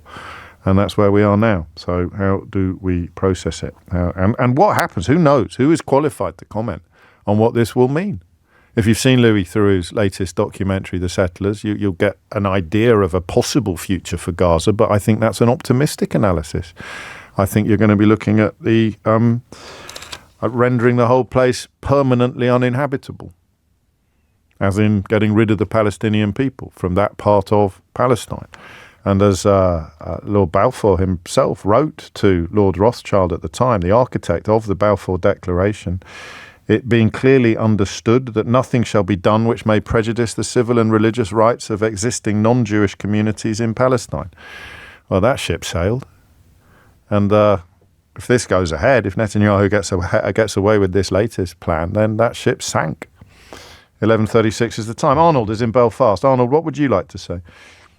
Hello, James. I grew up in a unionist family in Northern Ireland, a family which were supporting Israel was regarded as absolutely essential for all of us. Yes, of course. I did completely back Israel until about 20 years ago when and gradually I've been watching with increasing horror at what has been happening. level of violence towards the Palestinians is so counterproductive. And one of the things that I think is shameful is that our British government and politicians from this country have not given constructive criticism to Israel. If your friends are making a complete mess of things, you give them constructive criticism. It has been very clear, for 20 years, that what Israel is doing is making the situation worse, and it's going to get much worse if unless things change. And worse for you, and worse for me, I think, and worse for everybody who dreams of peace or a two-state solution. But it's not worse for Netanyahu or Smotrich or Ben-Gvir. I mean, treating the Palestinian people like animals and removing them from the land forever is something that a few of that lobby have come close to saying out loud. That lobby within the Israeli government. Absolutely, it is. And I mean, when I watched the Louis Theroux documentary, as anybody else in Northern Ireland will have recognised parts of ourselves. It's not identical; it's a different system. But there were things that we would recognise in that. And one of the things I've always believed is, if you're going to live in a place which has divided communities, you either make peace across the divide and you learn to live together, or one side has to completely obliterate the other and move them out. Now, at the moment, it almost seems they've gone for the option of removing all Palestinians from the area. And I think sadly what you're going to see is, once they finish with Gaza, they're going to turn on the West Bank, because the amount of hatred that must be in that country. I mean, you only have to watch some of the parents holding their dead children, and you imagine the amount of hatred that must be there. And I reflect on what happened here. It's very hard to forgive that. And can you believe what's happened in your lifetime in your hometown? Well, can I say that whenever we had the run up to the peace process, I mean, I was a unionist, right? Yes. We did struggle very, very hard to vote for letting IRA prisoners out of jail. Now, that was not an easy thing to do, and I would be one of the more moderate unionists, but we still found that difficult. But the idea was that we had the option: either we go for a peaceful political solution, or we go for more violence. And by that stage, everybody, and I think it was largely because we'd seen what had happened in Bosnia, everybody looked at that and we thought, no, we do not want to go there. Maybe this, because I mean, in Northern Ireland, you used to hear people talk about, maybe we should just take the gloves off and just go for it full and just take them on and wipe them out. People would have talked like that. And then we saw what happened in Bosnia. And it was the Defence Minister Yoav Gallant who used the phrase human animals. And I mention that simply because the kind of atrocities that we saw in the former Yugoslavia can only be undertaken when you have completely dehumanised your enemy. Yes, that sort of dehumanisation happened here in Northern Ireland as well. But the simple fact is, there's a lot of fear. Let's try and be fair to the Israelis. There is an enormous amount of fear. But if you actually look at the number of deaths, it's unjustified fear. You know the way you keep seeing these people say, oh God, this is dreadful, I've had so many bomb scares and I've had to go into shelters. I mean, we've lived through that in Northern Ireland. And it's not fun. But by and large, you get used to it. What you don't get used to is having your children wiped out. And, in Northern Ireland, the Unionist community and the Republican community, we're not actually friends at the minute, but we no longer kill each other's children. And that may sound like a very trite thing to say, but that is actually... It doesn't sound remotely trite to me. Quite the opposite. When you kill people's children, you set up a process of hatred which is going to go on for another 20 years. And I look at this and so what does that leave then? Does that leave not greater Israel, although again there are members of the administration that have called for that, but it leaves Israel in its current guise with a huge militarized buffer zone all around its borders? Well, that's the problem. They need to learn to live with their neighbours. You cannot. But they say, no, we don't. We need to make sure our neighbours can't get in. You can try and do that, but then you're setting yourself up for another. I was at university. I was a teenager whenever this stuff was really bad in the past, and now I'm coming 65. I think when my son's 65, there's a danger they'll still be talking about how we're going to solve this problem unless they look for a political solution. Well, I think, again, I don't want to overuse the analogy. I mean, certainly going back to Lord Balfour's comments about what would be promise to the Palestinian people, the non-Jewish residents of Palestine, in perpetuity. The idea of ships sailing is becoming trite, for which I apologise. But Arnold, that's a great contribution, and I'm moving on only because I want to read out this thing that I alluded to earlier from somebody who has been an incredible guide and counsel to me on these issues, and who is British Israeli. I'm writing to you ahead of the coming hour, so I got this obviously an hour ago, having lain awake last night thinking about how surreal and tragic this situation has become, that Donald Trump is now seen by many Israelis as the responsible adult, the last hope of putting an end to the madness. From the way I see it, James, having family and dear friends there and paying close attention to the mainstream Israeli media, the strong anti-war sentiment which has been gaining momentum in the past year is the highest it's ever been. It's clear to Israelis that this is not only about Netanyahu's survival, but also Ben-Gvir's and particularly Smotrich's, whose party has been well below the required threshold for the Knesset representation in polls for months. I'm encouraged to see the Labour Party and Meretz joint ticket rising in the same polls, up to 16 seats from the 4 they currently occupy. Alongside the reservists refusing to come back and serve, this indicates that there may be hope on the horizon of this desperate situation. Yair Golan, who leads this party, is exactly what you refer to when you say, don't let the perfect be the enemy of the good. I.e., he's far from perfect, but he's very much a force for good. An ex-IDF general who could follow in the footsteps of Yitzhak Rabin, or at least become an incredibly influential player in the next coalition if the elections do go ahead as planned next year, which cannot be taken for granted at this stage. And then a little personal news at the end, for which I offer my congratulations. But as my correspondent prepares to head to Israel for the first time in a while next week, they describe a situation which, unless you're old Sam there, who thinks you need to be in the pay of Iran to write something like that, it's going to be absolutely impossible to defend. Absolutely impossible to defend. So what happens? I mean, so much conversation has been quietened. Best example of that lately would be the BBC documentary that they're just not broadcasting because of a mistake they made in a previous one made by completely different people. The brouhaha that has been thrown up by the Irish rap group Kneecap, shouting stupid things from the stage, gaining infinitely more traction and coverage in some corners of the UK media than Benjamin Netanyahu's explicit desire to occupy Gaza and stay there. Something that people were repeatedly assured in the immediate aftermath of the October the 7th terror attack was completely pie in the sky when it was suggested that might be the ultimate plan, the end game, the hope. And when Yoav Gallant described Palestinians as, quotes, human animals, end quotes, he was sort of sidelined almost as an extremist. And now, he doesn't even look extreme according to the constituents of his colleagues. It's 11:45. James O'Brien on LBC.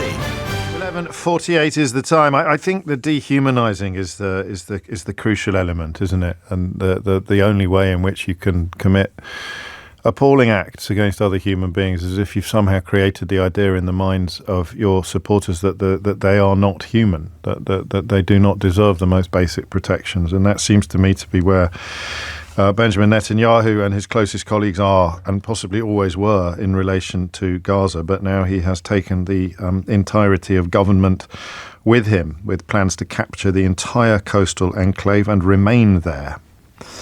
A move that their own officials say would entail moving the entire civilian population to southern Gaza. Let's think about that. I know this sounds a bit trite, but the fly past for VE Day went over my house.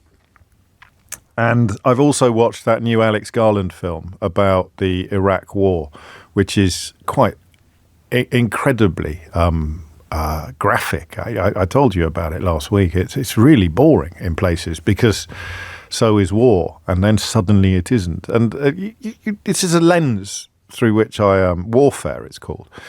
It occurred to me, it's traumatic simply having very loud jets flying over your head when you know you're completely safe. The volume is so loud. I'm just thinking about being a human being and living under this sort of bombardment, watching the only home you've ever known disappear, razed to the ground, and then someone on the radio in London is casually talking about how, you're all going to have to move to the south. You're all going to have to move to the south. That's the plan. Getting rid of the Palestinian people from northern Gaza. I leave you to decide what word best fits that. But here's Julian, who I think I have to presume is speaking for himself, but claims to be speaking for every Jew, including the one that I just read you my message from. If you were to ask any Jew honestly, they would tell you they are quite content with Israel's policies. This is because living next to these people is such a horrific possibility. It's so egregious for them as to be the only solution. Would you want to live next door to an Islamist Palestinian? There is no political solution. There is only a military solution. There is no other way. Says Julian, either wittingly or unwittingly, if you were to swap 3 or 4 words around, then you'd hear echoes of some of the grimmest episodes from human history, wouldn't you? Because, as I said, the dehumanizing is absolutely crucial. Would you want to live next door to an Islamist Palestinian? No, I wouldn't. Well, then you must be in support of me killing all these babies. Really? Every Jew, Julian? You're a liar.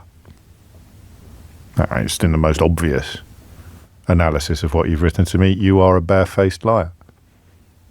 I speak to many, many people of the Jewish faith who are as disgusted by what has been done and what is now being done as non-Jewish people are. In fact, a significant proportion of the Board of Deputies of British Jews, about 10% of them, wrote a letter to the Financial Times laying the blame squarely on the Israeli government. But Julian knows that all Jews would actually be in favour of this. The Board of Deputies responded by going after the people that had seen it as their, quotes, duty as Jews to speak out. Still supportive, I wonder? Heather's in Market Harbour. Heather, what would you like to say? I just quite nervous. I don't know. I was just going to leave you a message. Okay. Take your time. Take your time. I just can't quite comprehend how we can stand by. And these are human beings. Mm. They're not the cat or the dog that lives down the road. And you think, we can get rid of that because we don't want it in our street anymore. That isn't really quite what I was going to say. But if you actually say anything, you're a Hamas supporter. Yes. Which I don't support Hamas. No, and I do not believe that every Palestinian is an Islamist. I'd be very surprised if you actually did a poll, how many of you actually support Hamas? And it'd be very, very, very lower than ever as well, of course. And it's gone down every year probably since the elections where they did prevail. I mean, we have to bear that in mind. They did win an election. But nobody's been able to vote. So we have 30-year-olds that didn't even manage to vote. So, but you hear talk that, like a baby is responsible. Yes. How can a baby be responsible? And all Palestinians are guilty, I've read as well. I've seen that coming from senior members of the administration. And I've always supported the Jewish population. I've been to Auschwitz and absolutely appalled. But I can't cope with, actually, there might not be put in gas chambers, but it is a slow death they're having, not a quick one. Well, I don't think where can these people go? And why should we? If somebody said to me, I'm going to take over your village, so you've got to get out. Well, where? Where do you go? Well, the suggestion, as you probably know, they've mentioned Egypt and another country just temporarily eludes me as possible destinations for the displaced people, but they, of course, object to this on the grounds that it's ethnic cleansing. It would make them complicit in ethnic cleansing. but they won't ever be able to go home. Well, I think that's the plan. I think we can say that with some confidence now, can't we? And I do think you wouldn't be living next to an Islamist if people were given the same rights. If everybody had a right, the same rights.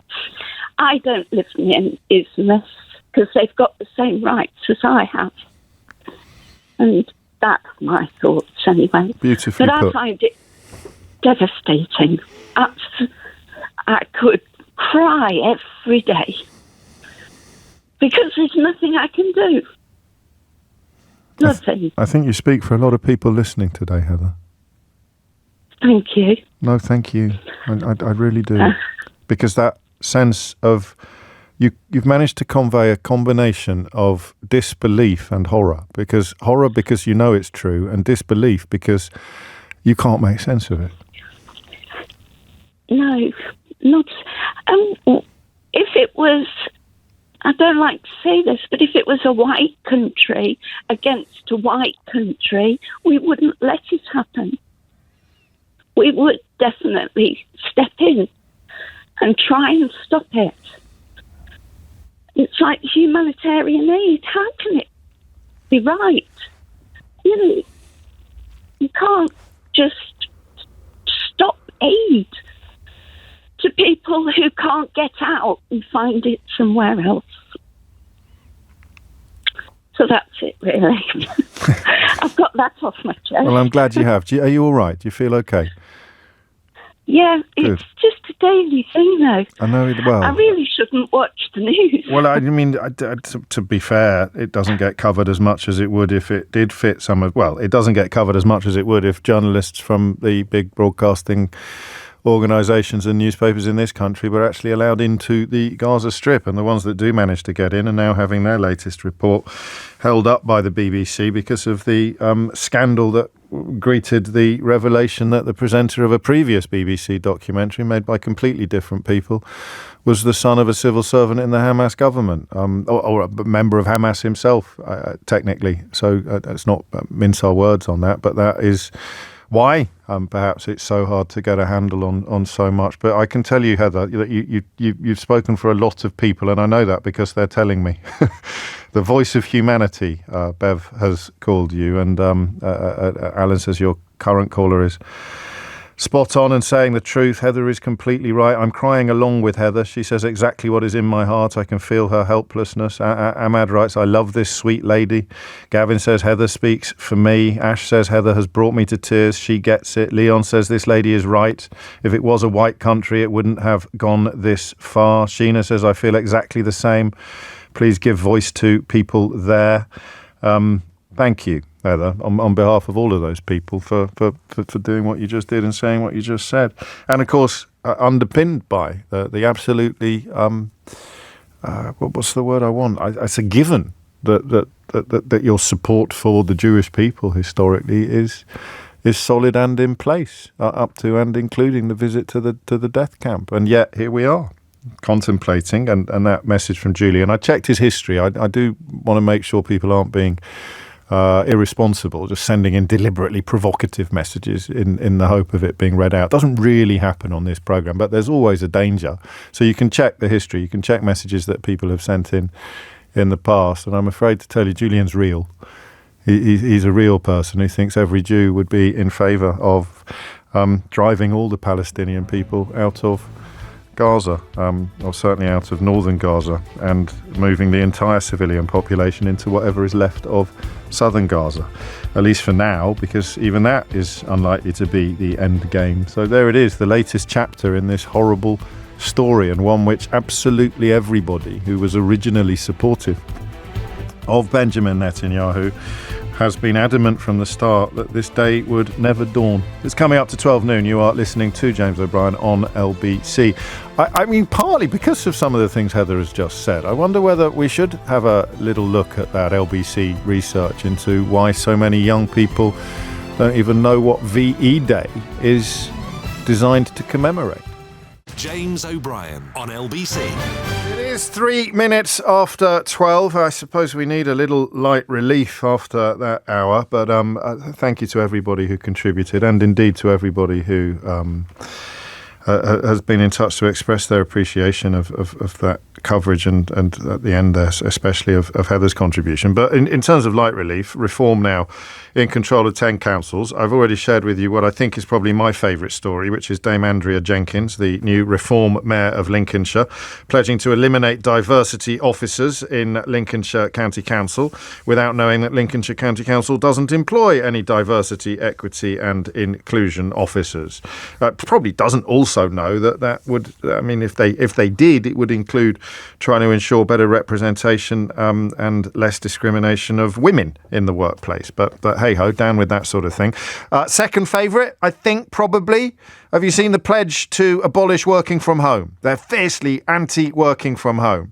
And why wouldn't you trust the people that told you Brexit would be brilliant and Boris Johnson would be a great Prime Minister? Or indeed that Liz Truss is an economic genius? This is Nigel Farage insisting that there will be no more working from home in order to ensure increased productivity from staff. So should we do a little multiple choice? How many jobs is the party currently advertising that offer home working?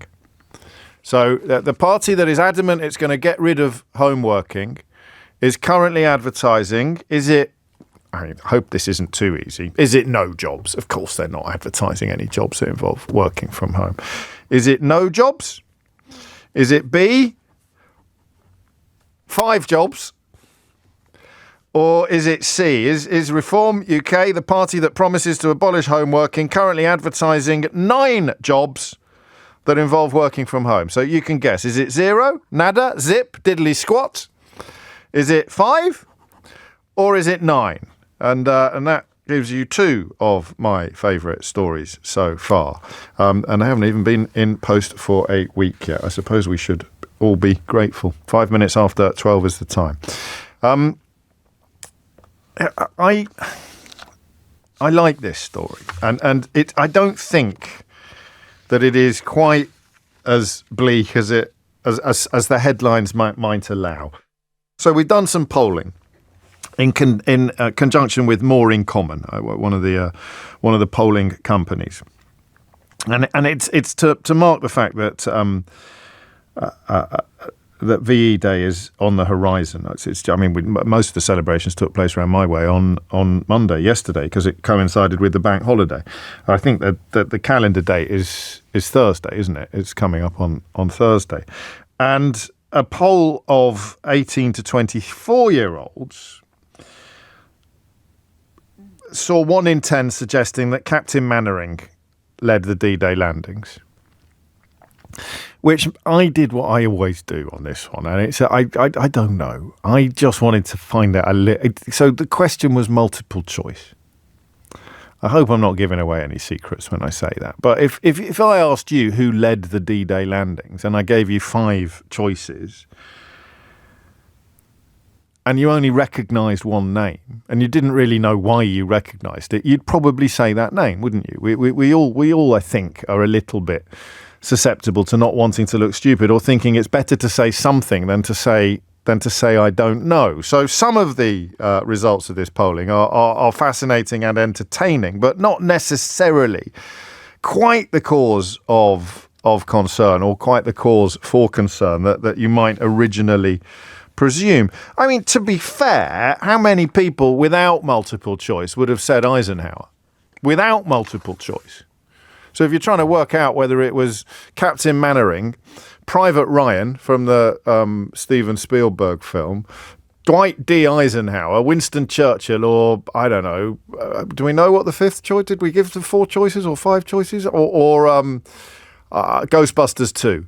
If you're trying to work out what the answer to that question was, and then you might, if you didn't have the multiple choice in front of you, then you might struggle to actually say Eisenhower. You might have said Montgomery. You might have said Churchill. You know, I don't think it would be a mark of epic ignorance when asked who had overseen or who was in overall charge of the D-Day invasion.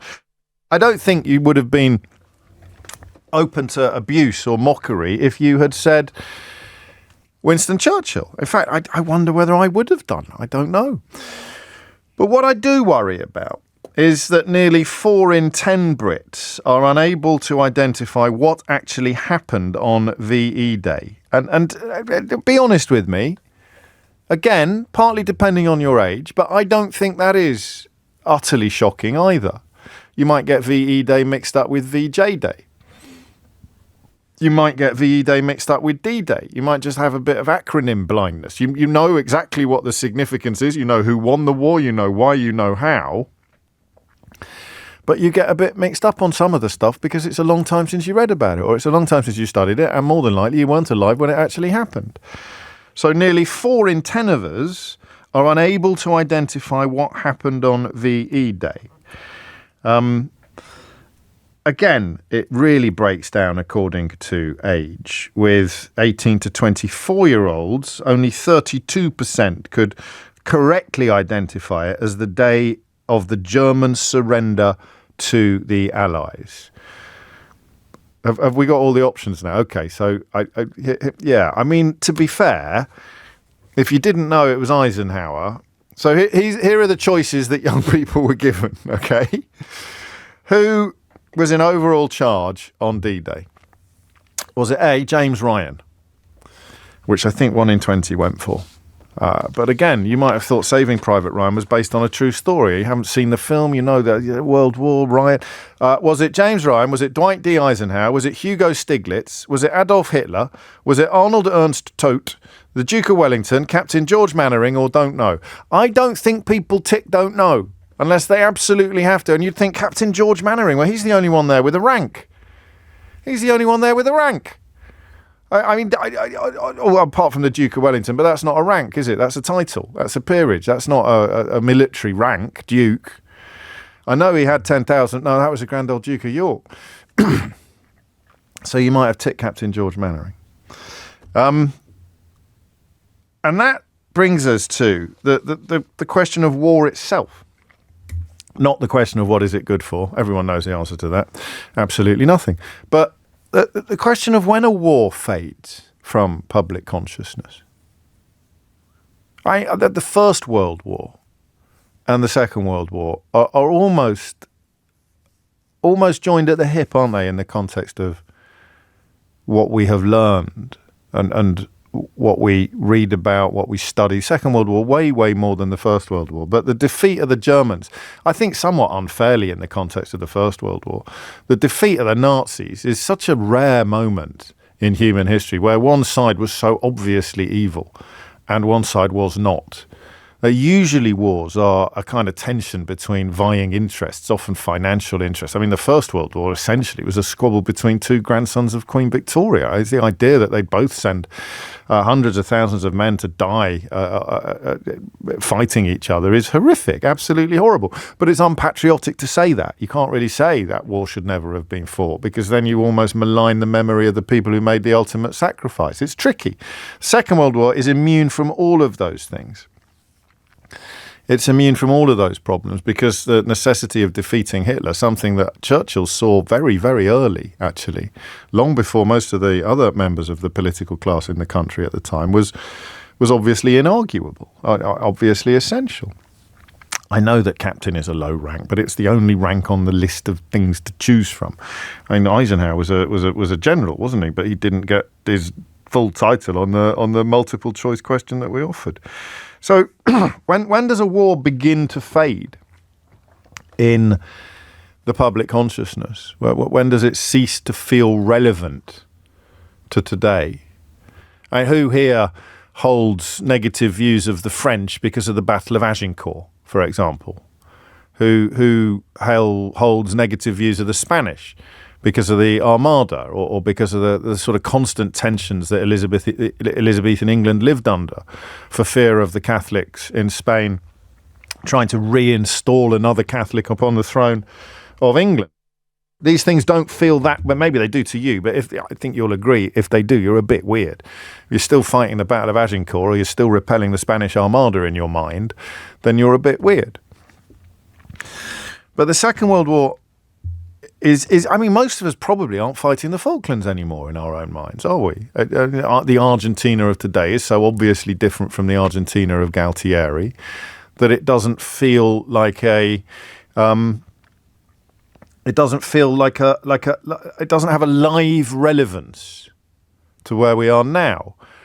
We know, and whether you like it or not, that the sense that Germany was still our enemy was a big driving force in the Brexit vote. It really was. Oddly, of course, given that some prominent Brexiters chose to hang out with the AfD, which is a descendant of the Nazi movement, but they somehow managed to ride both of those horses and claim not only that they were patriotic, but also that they really liked the look of the far-right German party that had sort of grown from the ashes of the actual Nazis, founded by by the granddaughter of one of Hitler's closest confidants.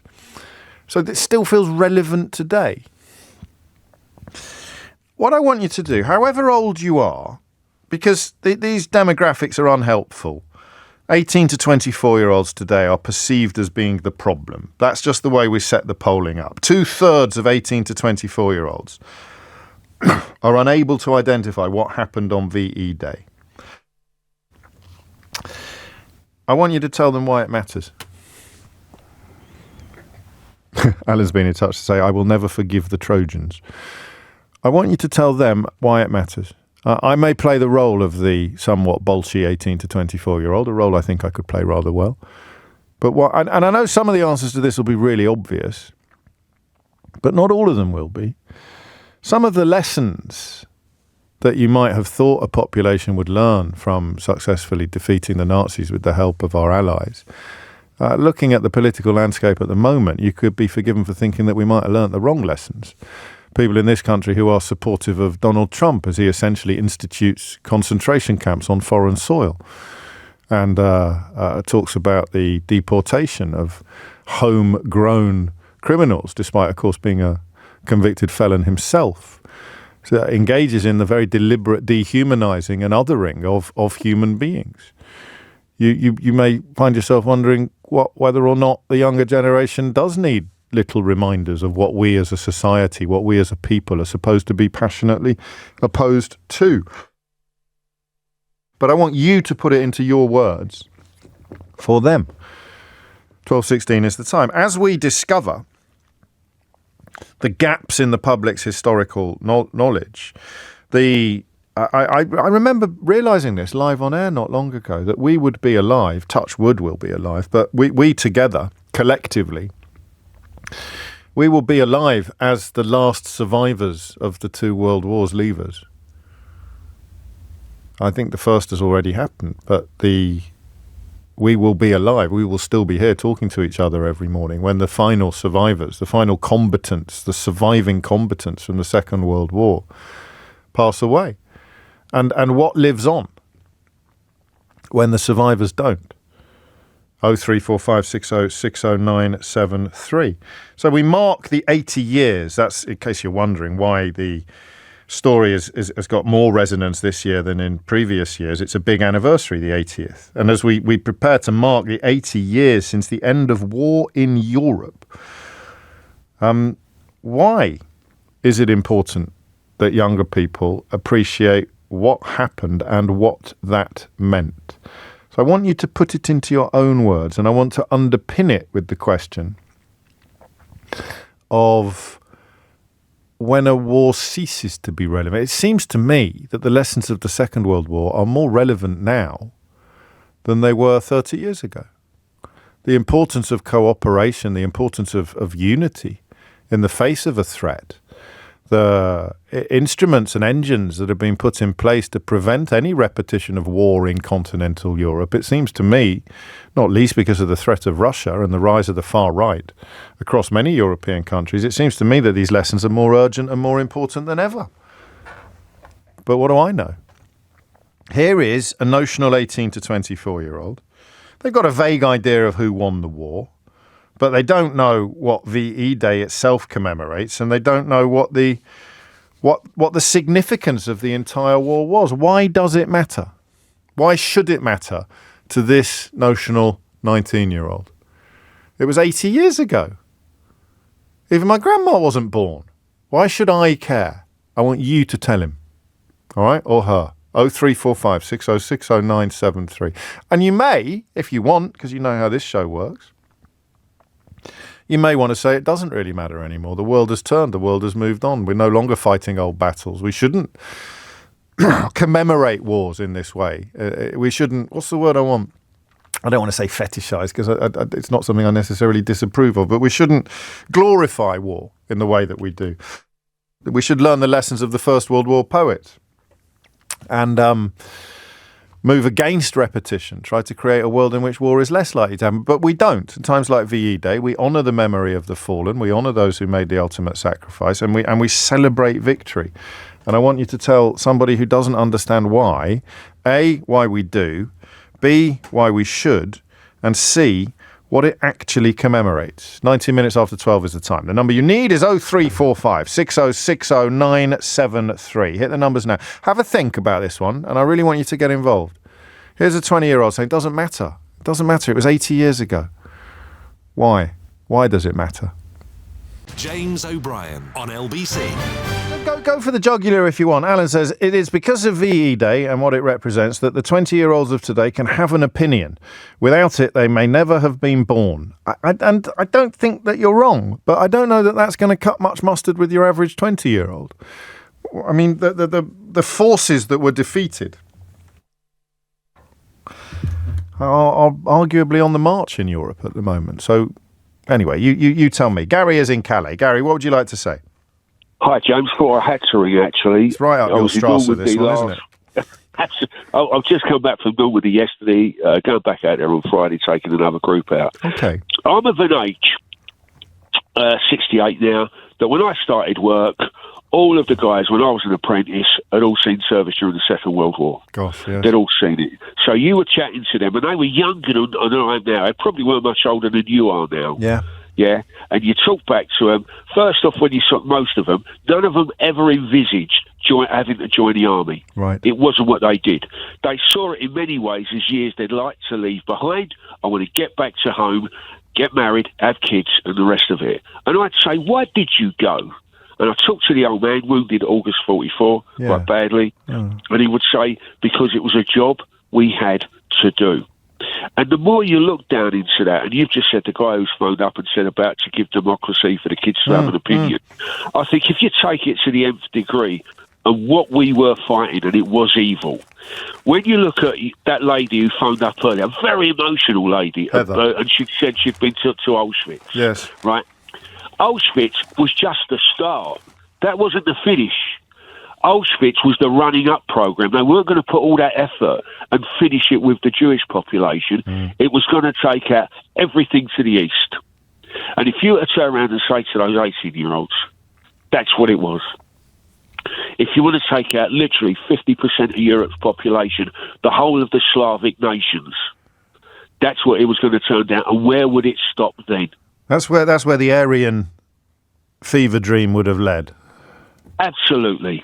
The master race, religion, the rhetoric of the master else. race, the rhetoric of the master race would have wiped out everything that was not master race. Absolutely. And when you consider, sorry, can I get my head around that as a 20-year-old? What do you want me to say? You could say to that 20-year-old, the Holocaust just didn't start on day one with the Holocaust. It started with T4, which was the program to get rid of disabled people that were overweight, people that didn't fit into society. Yes. And it went from T4 to Chelmo, and it ended at the railhead at Auschwitz. And T4 was that start. There was an advertising campaign in Germany, and it showed a family. They were a bit on the street, they were the people you didn't want to have as neighbours. And they turned around and said, they're costing us 5 Deutschmarks a week. Yeah. Why don't we spend that elsewhere?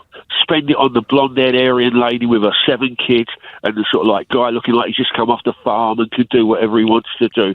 That's who they're aiming at. So when you look in the mirrors, sorry. No, you stop saying sorry. I shouldn't really be interrupting you because you're so powerful in this space. But I mean, part of you is inspiring me and part of you is depressing me because I think intentionally some of the rhetoric you've just deployed is commonplace now. Why are we spending money on them? Why are we not spending it on me? Why are we not spending? So those lessons, I don't know. They might. That's what Farage is doing.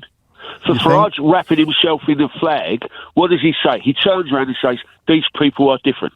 You said what's happening in Israel, Palestine at the moment, dehumanise people, then you can kill them.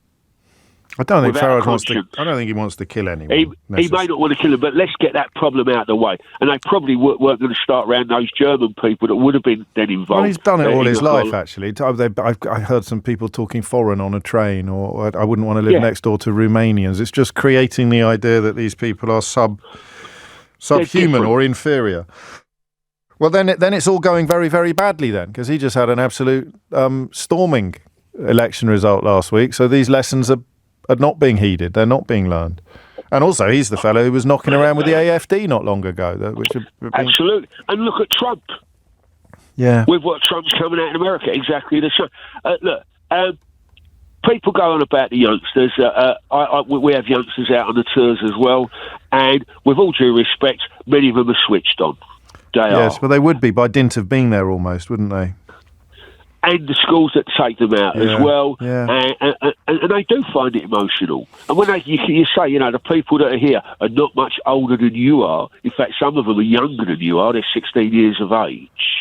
Yeah? And everyone looked at what would happen with that youth prior to World War II, that they did stand up to the block, could see what was happening. Do you think that... I think Hannah Arendt wrote a book called The Banality of Evil.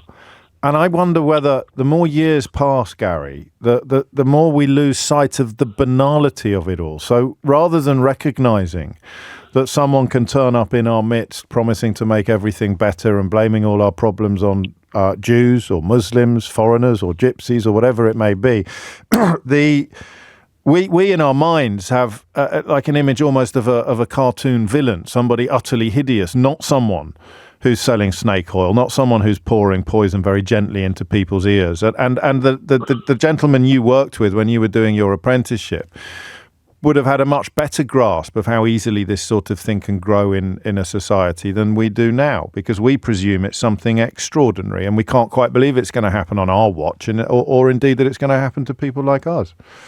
That's the shocking thing. Isn't they it? Just slip back into the shadows. Yes. And funny enough, there was a lady in the hotel I was staying at, and she had a bit of an accent. She said, "Oh, you're a battlefield guide, aren't you?" And I went, "Yes." And she was German. Right. And people asked the question, do you get many Germans down in Normandy? Yes. And in some ways, you don't. You might get them on the First World War battlefields, you'll get them on the battlefields of Waterloo, Napoleonic. You're almost still got that edginess. And she was there with her grandson. Big lad, good-looking lad with a beard. Yeah. And she said to me, my father was here. Wow. I went, okay.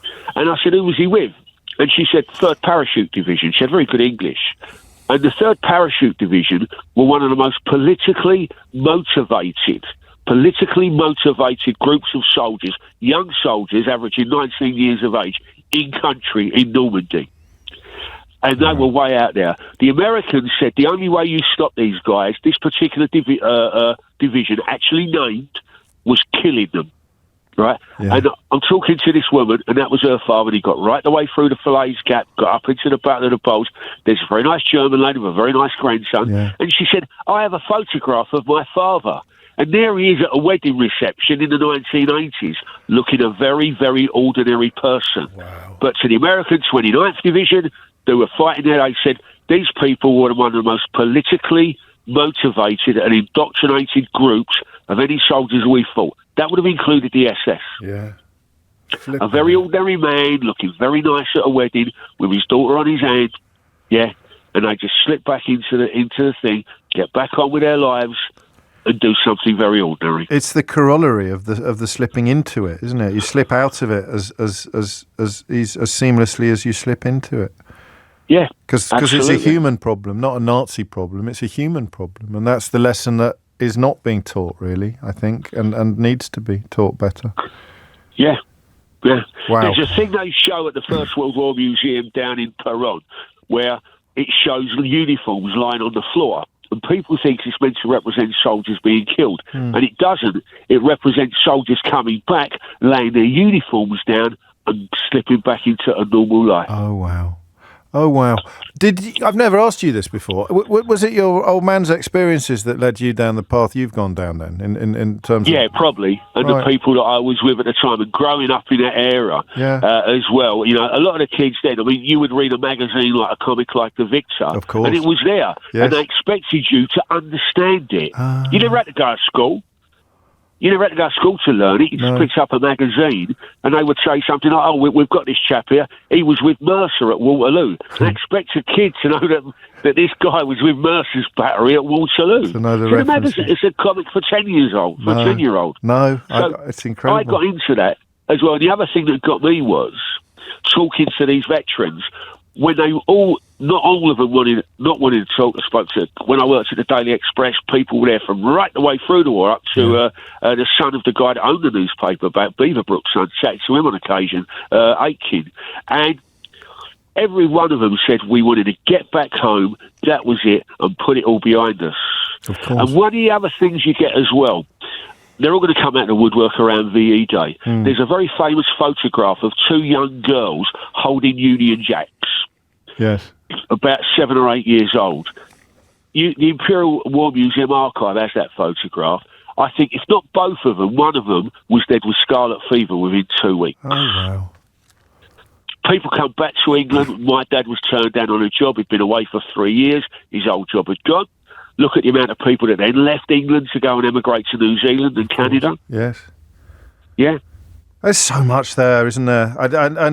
I mean, actually, echoes of some previous topics that we've done this morning when you remember the land fit for heroes stuff, the people who really should be looked after by society not being looked after by them, none more so than the people you've just described. You don't have to answer this. I've never asked you before, but if people wanted to go on a tour with you, how do they find out more?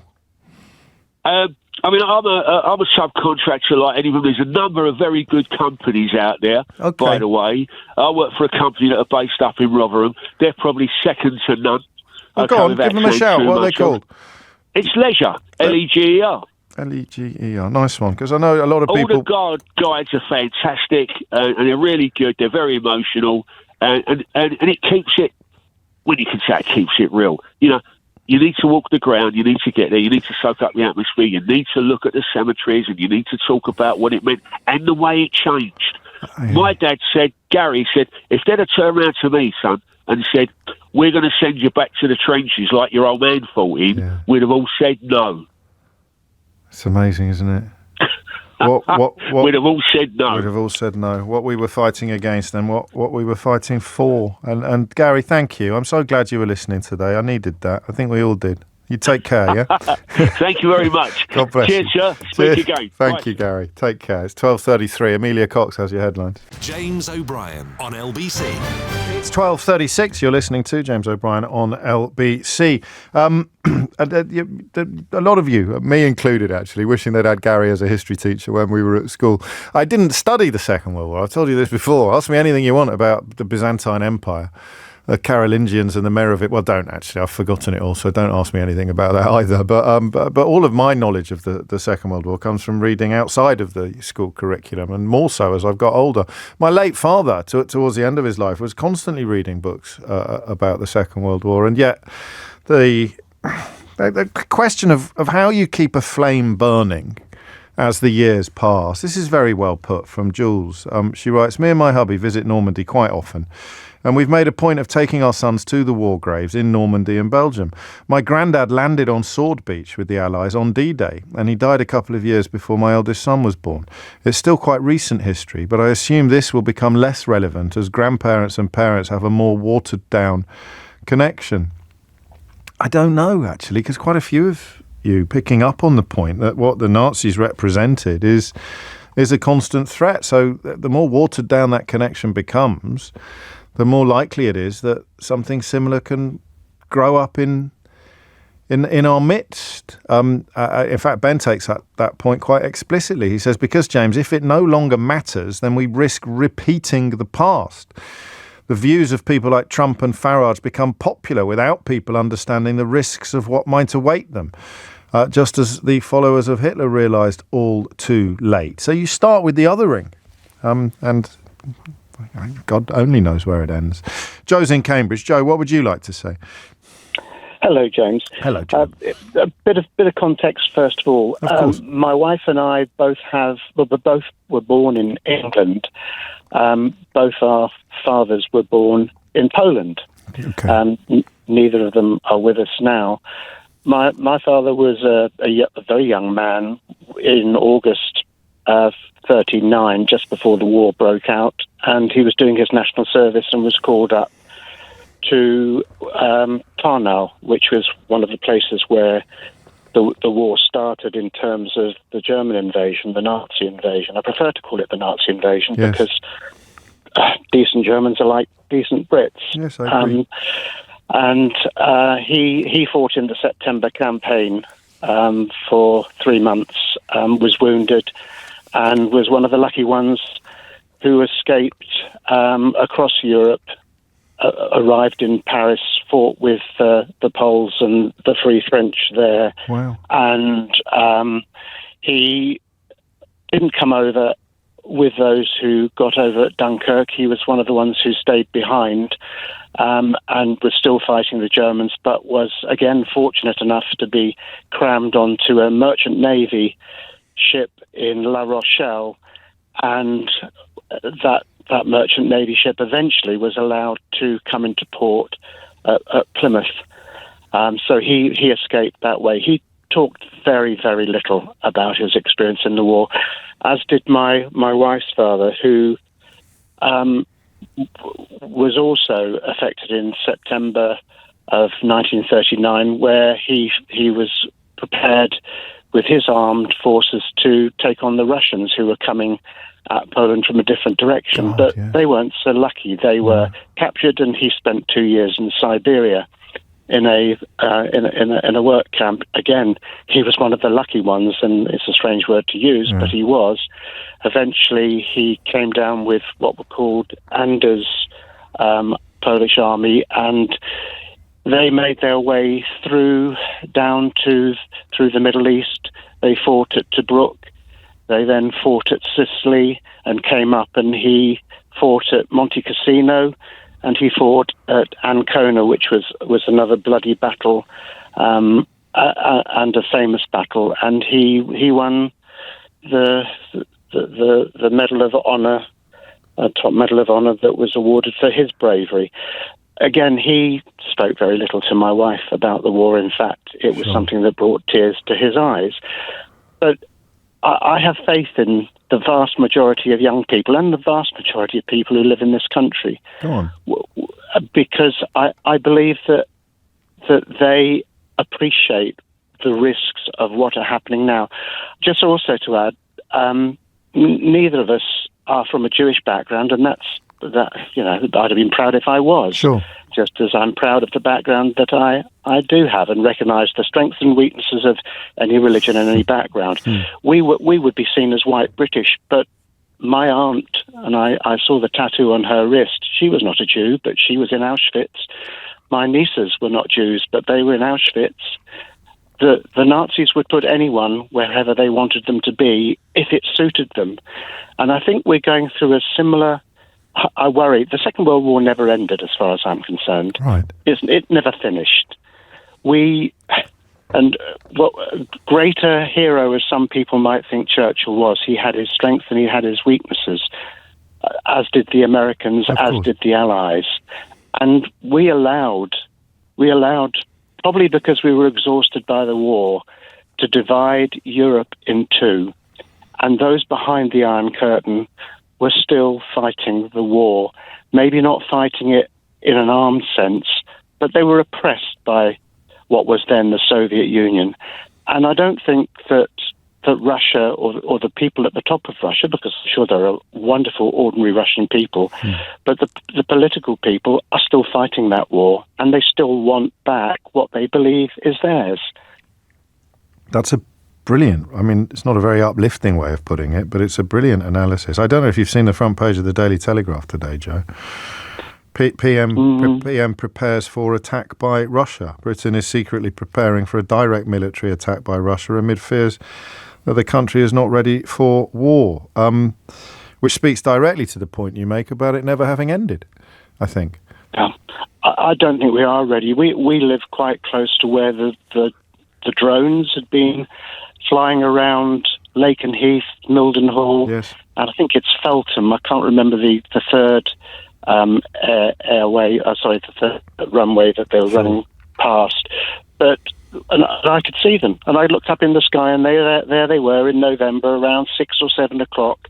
And obviously, there are intelligence reasons why this was not major in the press. Although I think the Independent or Indie did a big piece of research and came to a view that it was linked with the Russians, and why wouldn't they want to see what was going on where we potentially have our nuclear missiles? And to understand that is to understand the point you've just made about the sort of lingering resentments, albeit, the Kremlin doesn't have territorial designs upon the UK. It needs, or would perceive the UK as an obstacle to securing the areas that it does have territorial designs on.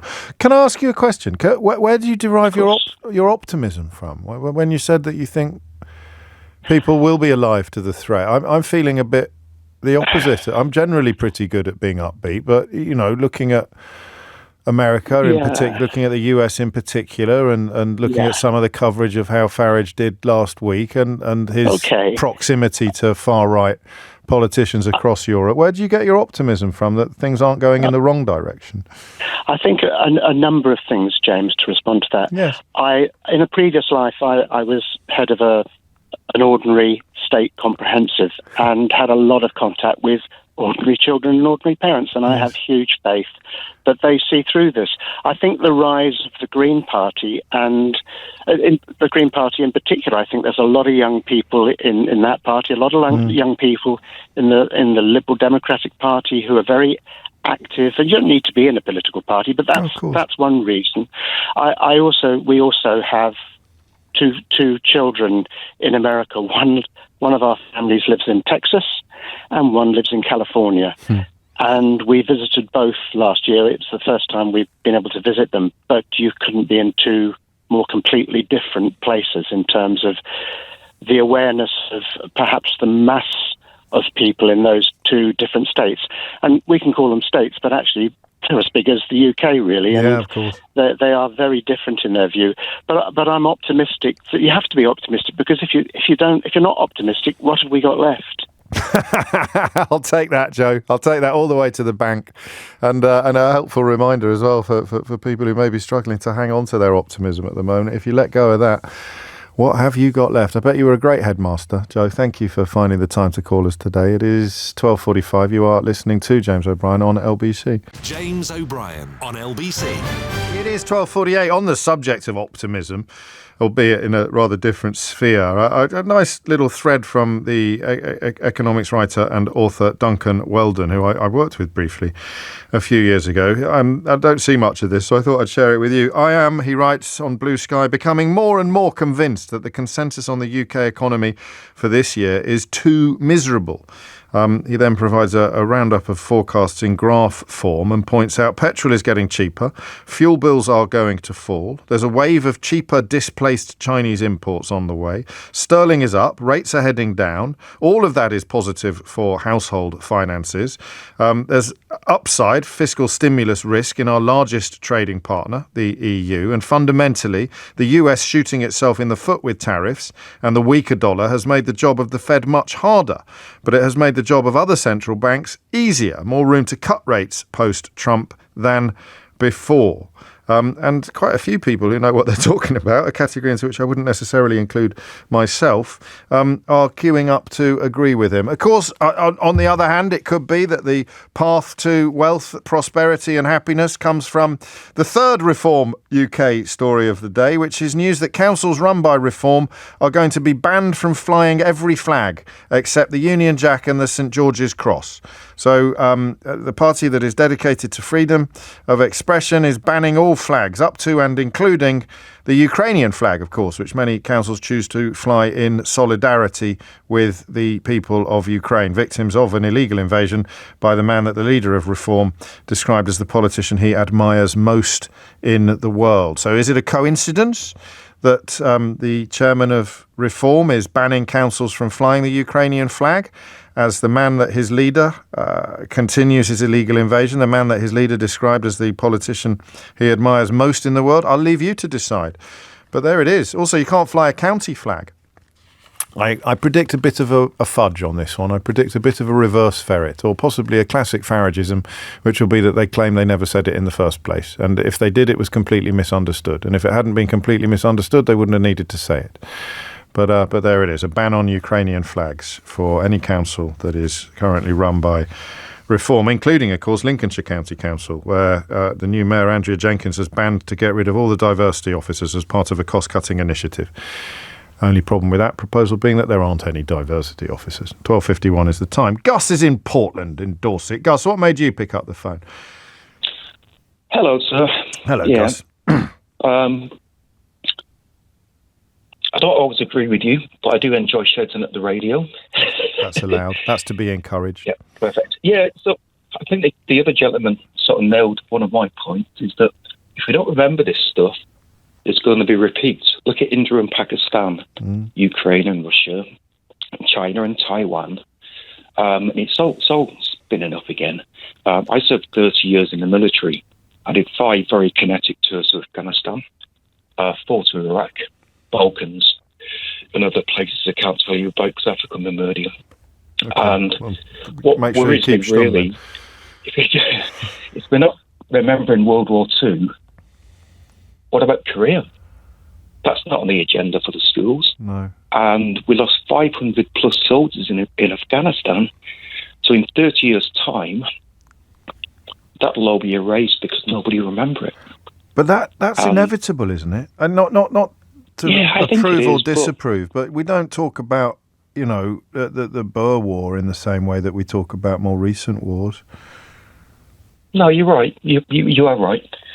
But the National Arboretum is great. That's true. But the school trips don't do it. They don't regularly visit. So if it's not being taught at school, we're losing part of our national history. And we lost quite a few soldiers. Personally, I lost 3 in Iraq. I'm sorry. And 4 in Afghanistan. And I don't want the names to be forgotten. I've actually got them tattooed on my leg. So, do you want to tell us what they are?